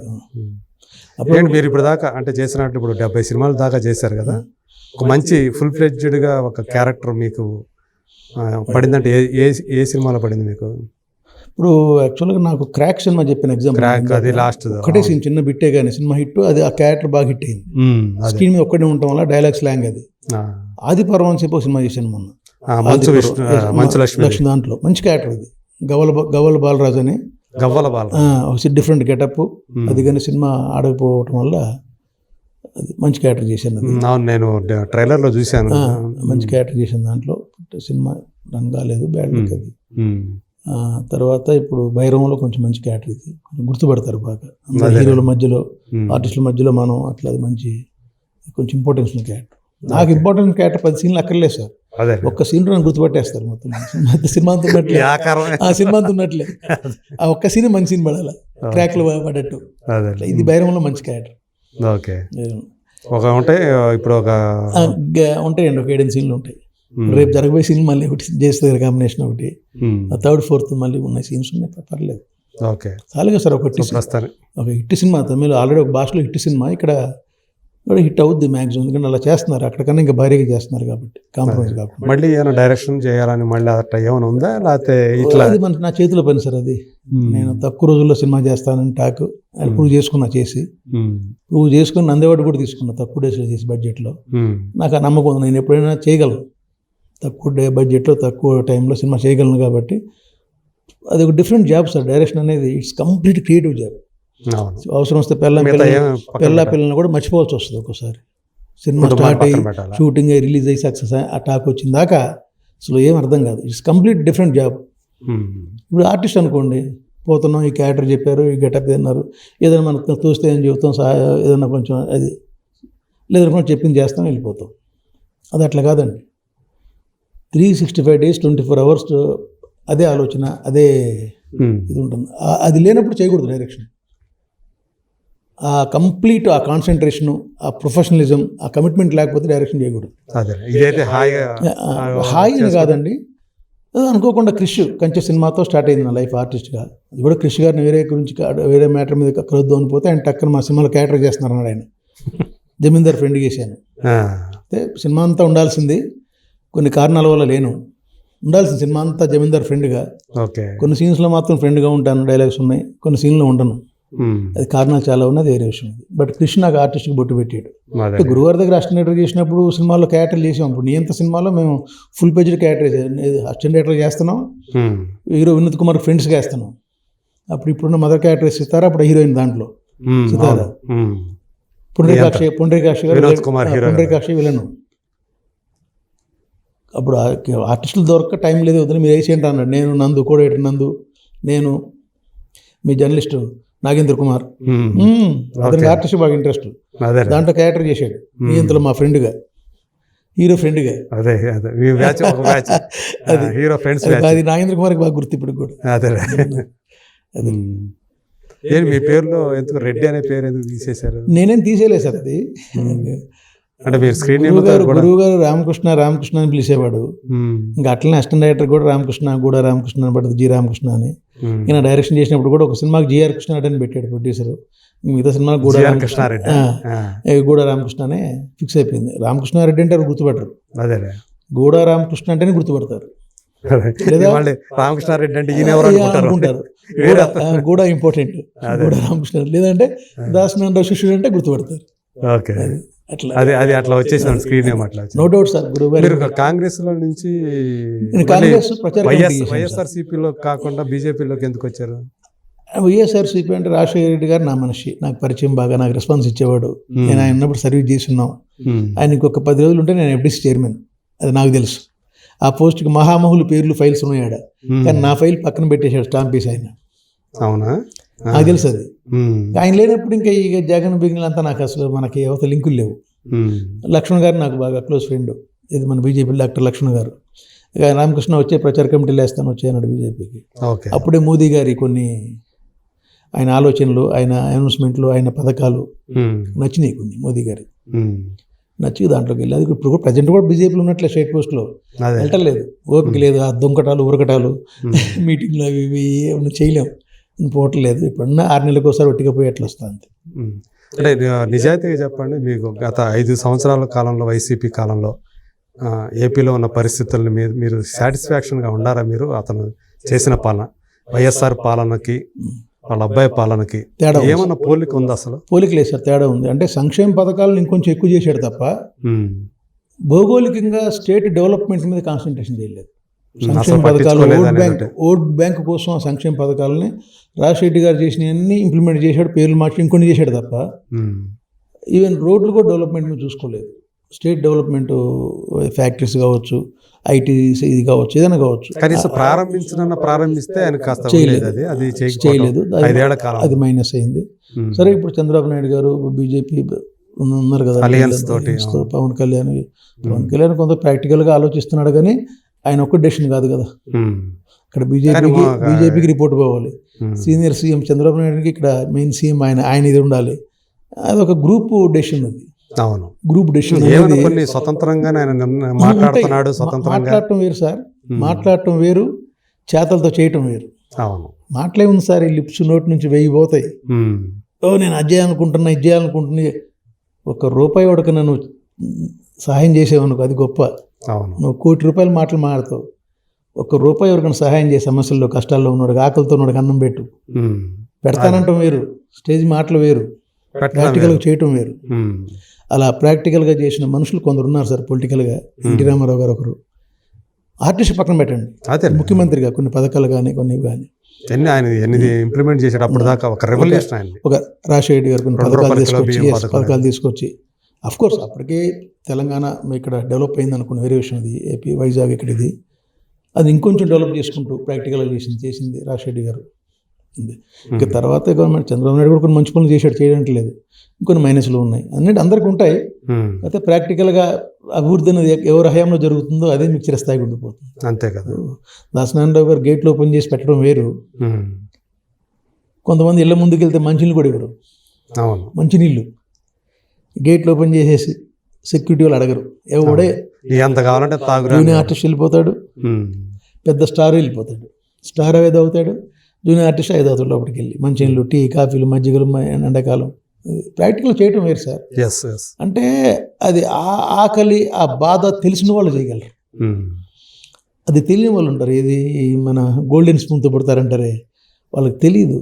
అనుకోవటం వేరు, రాయటం వేరు, చేయటం వేరు, అనుకోవటం వేరు, బట్ ప్రాక్టికల్గా అనుభవించడం వేరు.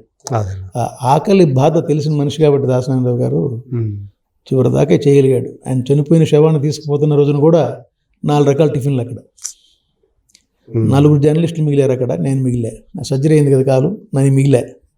4 జర్నలిస్టులు, సో లేట్ రామారావు, పసుపేట రామారావు గారు, ఇంకో 2-3 నేను. ఎవరు ఈగలు కూడా లేవు అక్కడ. ఇంకా శవం వెళ్ళిపోయింది. నేను నమ్మరికి నాకు అర్థమైపోయింది, ఇదే లాస్ట్ గురువుగారి ఫుడ్ అనుకున్నా. ఇంత టిఫిన్ తిన్నా, పట్టకపోయినా తిన్నా. ఇంటికి వెళ్ళి బాధపడ్డా మళ్ళీ కడుపు కూడా. నొప్పి. అంతే, ఇంకా అదే లాస్ట్ ఫుడ్ ఇంకా అంతే అట్లాగే అయిపోయింది కదా అంతే చివరికి. అంతే తెలుసు నాకు. ఉమ్. తర్వాత ఫీల్డ్ ఎలా ఉంటుంది ఏందనేది అది సార్ బ్యాడ్ అంతే. ఇప్పుడు మీకు వైఎస్ఆర్ అంటే చాలా అభిమానం కదా, ఎస్ కానీ ఆయన పిల్లలు ఈరోజు ఒకరి మీద ఒకరు దుమ్మెత్తి పోసుకోవడం చూస్తూ ఉంటే ఏమనిపిస్తుంది? చాలా బాధ అనిపిస్తుంది సార్.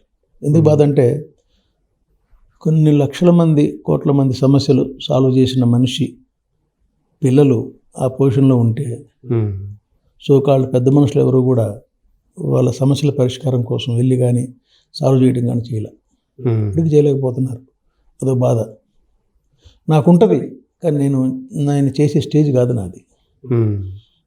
అది బాధ. అంటే ఆమె వాళ్ళ అన్నయ్య మీద ఏదైతే ఇప్పుడు తను బహిరంగ లేఖల ద్వారా కానివ్వండి, అదే ఆస్తుల గురించి తన ఆస్తుల గురించే. వ్యక్తిత్వాన్ని హననం చేసే విధంగా ఆయన కొంతమంది సోషల్ మీడియా వాళ్ళు నన్ను టార్గెట్ చేసి నీచంగా నా గురించి రాస్తుంటే పట్టించుకోలేదు అని ఆమె చెప్పే విషయాలు కానీ ఆయన ఖండిస్తే ఇదంతా జరిగేది కాదు. నన్ను ఇట్లా వాళ్ళు నీచపు రాతలు నా మీద రాస్తే కూడా ఆయన పట్టించుకోలేదు. పెద్ద కోడల గురించే, తన గురించే తన గురించి అనేక రకాలుగా ఆమె వ్యక్తిత్వాన్ని కించపరిచే విధంగా కొంతమంది సోషల్ మీడియా కార్యకర్తలు ఆ రోజుల్లో రాస్తూ ఉంటే అసత్య ప్రజలు తను వాటిని ఎప్పుడు కూడా ఖండించలేదు. అందువల్ల వాళ్ళు పెట్టిపోయి నా గురించి అలాంటి అవాకులు ఈవెన్ ప్రభాస్తో కూడా లింకులు పెట్టి రాశారు. వాళ్ళను కూడా ఖండించలేదు, అప్పుడు కూడా ఖండించలేదు. ఆయన దాన్ని తుంచేసినట్టయితే అప్పుడే కనుక అసలు ఇక్కడ దాకా వచ్చేది కాదు ఈరోజు అని చెప్పేసి ఆమె ప్రస్తావించిన అంశాలు కానివ్వండి, అవన్నీ అంటే వాళ్ళిద్దరి మధ్య అది నలుగుతోంది. ఒకప్పుడు నేను జగనన్న వదిలిన బాణాన్ని అని చెప్పుకున్న ఆమె ఈరోజు బయటకు వచ్చి ఇన్ని విషయాలు ఎందుకు బయట పెడుతుంది ఏంటి అనేది కూడా చాలా మందికి క్వశ్చన్ మార్క్ లాగా. క్వశ్చన్ మార్క్ అంటే కొంతేమో ఈ ప్రతిపక్ష వేరే పార్టీలు వాళ్ళు ఇన్వాల్వ్మెంట్ అయ్యి జగన్కి యాంటీగా చేయాలని అనుకుంటున్నారు. కొంత ఒరిజినల్గా ఏంటంటే కొంచెం ఆస్తులకు సంబంధించి కొన్ని గొడవలు ఉన్నాయి ఉండొచ్చు. ఆస్తులకు సంబంధించి రాజశేఖర్ గారు ఉన్నప్పుడు కొన్ని ఏదో డివైడ్ చేశారు, తర్వాత కొన్ని ఎట్లా పార్ట్నర్షిప్లు అట్లా అవి తేడాలు వచ్చినాయి అనేది. తను జగన్ ముఖ్యమంత్రిగా ఉన్నప్పుడు తనకు ఒక ఇంపార్టెన్స్ రోల్ ఇవ్వలేదని ఒకటి మొదటి నుంచి కూడా ఉందాం ఒక ఫీలింగ్. అందు గురించి ఆమె ఇక్కడికి వచ్చి ఇక్కడ పార్టీ పెట్టారు కదా. సో ఇప్పుడు కాంగ్రెస్లో ఉండటం వల్ల దానివల్ల కూడా ఒక రకమైనటువంటి శత్రుత్వ భావన ఉందా ఏమన్నా అని అంటే ఒకటి సార్, ఆమె ఏం పార్టీ పెట్టినా కూడా ఒక స్టెబిలిటీ లేదు. తెలంగాణలో ఇది పార్టీ పెట్టింది, ఇక్కడ కొందరు లీడర్స్ని లాక్కుంది, వాళ్ళకి బేస్లెస్ చేసింది, ఇక్కడ పార్టీని తీసింది, మళ్ళీ ఎటో పోయింది. ఒక స్టెబిలిటీ లేదు, నమ్మకం లేదు తన మీద ఎవరికి ఏం చేస్తా అనేది. ఇప్పుడు వైఎస్ఆర్ వేరు, వైఎస్ఆర్ కూతురు వేరు, వైఎస్ఆర్ కొడుకు వేరు, తేడా ఉంటుంది యాక్టివిటీస్కి. అంటే ఆయన బ్రతికిన తీరుకి అవి చూసినప్పుడు అసలు ఈ రకమైన వాతావరణం అన్ని ఎవరు ఊహించాలి అసలు. అవును అవును, గొడవలు పడతారు ఇద్దరు కూడా అనేది దానికోసం కామన్ సార్. అది ఇప్పుడు దాసనాండ గారు చనిపోయారు, ఇప్పుడు పిల్లలు అదే పరిస్థితి కదా. అవును, మరి అన్ని తెలిసిన వాళ్ళు తేరలేదు కదా, తేరలా అన్ని తెలిసిన వాళ్ళు ఉన్నారు. నాకు తెలుసు, ప్రభు మ్యారేజ్ అయింది, డైవర్స్ కోర్టులో అప్లై చేశారు, డైవర్స్ రాకుండానే ఇంకో మ్యారేజ్ చేశారు, ప్రభ మేనకోళ్ళ నుంచి మ్యారేజ్ చేశారు. అది నేను క్వశ్చన్ చేశాను గురువుగారిని. అయిపోతుందని చెప్పారు అన్నాడు. గురువుగారు అయిపోవటం వేరు, రావటం వేరు, ఈ లోపు చేయకూడదు కదా అన్నాను. అంతే కదా, వచ్చిన తర్వాత అన్ని ఆర్డర్స్ వచ్చిన తర్వాత కదా. చివరి దాకా నేను ఆయన క్వశ్చన్ చేసేవాడిని అండి, సినిమాల గురించి కానీ వేరే మ్యాటర్స్ గురించి కానీ నేను క్వశ్చన్ చేసేవాడిని. అలా ధైర్యంగా నేను ఒక్కడినే చేసాను ఆయన క్వశ్చన్ అని అనుకునేవాడిని ఇప్పుడు దాకా కూడా. అదేలే, మాకు మొహోటం ఉంది సార్. ఇప్పుడు నేను ఆయన దగ్గర నుంచి ఆయన నుంచి ఏదో లక్షల కోట్లు ఆశిస్తే ఆయన పెద్దానికి తనాలి. నాకు ఆశ ఎప్పుడు లేదు. ఆయన దగ్గర జాయిన్ అయ్యాం, నేర్చుకున్నాం, బయటకు వచ్చాం, డైరెక్షన్ చేసాం, అయిపోయింది. ఆయన నాకు ఎవరికి ఈవెన్ ఇంపార్టెన్స్ నాకు ఇచ్చాడు. రాష్ట్ర ఎడిటర్ చేసాము, అటు ఉదయం పేపర్లో సబ్ ఎడిటర్ చేశాను, ఇంకా అన్ని వాల్యూస్ ఇచ్చాడు నాకు. అంతకని ఇప్పుడు కొన్ని అన్ని డబ్బుల రూపంలో ఉండవండి. అంటే మీలో ఒక అసిస్టెంట్ డైరెక్టర్ ఉన్నాడు, ఫస్ట్ అసిస్టెంట్ డైరెక్టర్, తర్వాత ఒక జర్నలిస్ట్, సబ్ ఎడిటర్ ఉదయం తెలంగాణ డిస్ట్రిక్ట్స్కి. అప్పుడే మాకు సజ్జల రామకృష్ణారెడ్డి, ఇప్పుడు ఆంధ్రజ్యోతి ఎడిటర్ శ్రీనివాస్, వీళ్ళంతా జర్నల్ డెస్క్. కేఎన్వై పతంజలి గారు ఉదయం. అప్పుడే మన జర్నలిస్ట్ ప్రభు సినిమాల నుంచి జర్నలిస్ట్కి వచ్చాడు ఆయన. శివరంజని వీక్లీ, అల్లం శ్రీధరేమో ఉదయం వీక్లీ, మళ్ళీ డైరెక్టర్ అయ్యారు. అట్లా అంటే ఇప్పుడు నటుడు. అనుకున్నాయి సార్.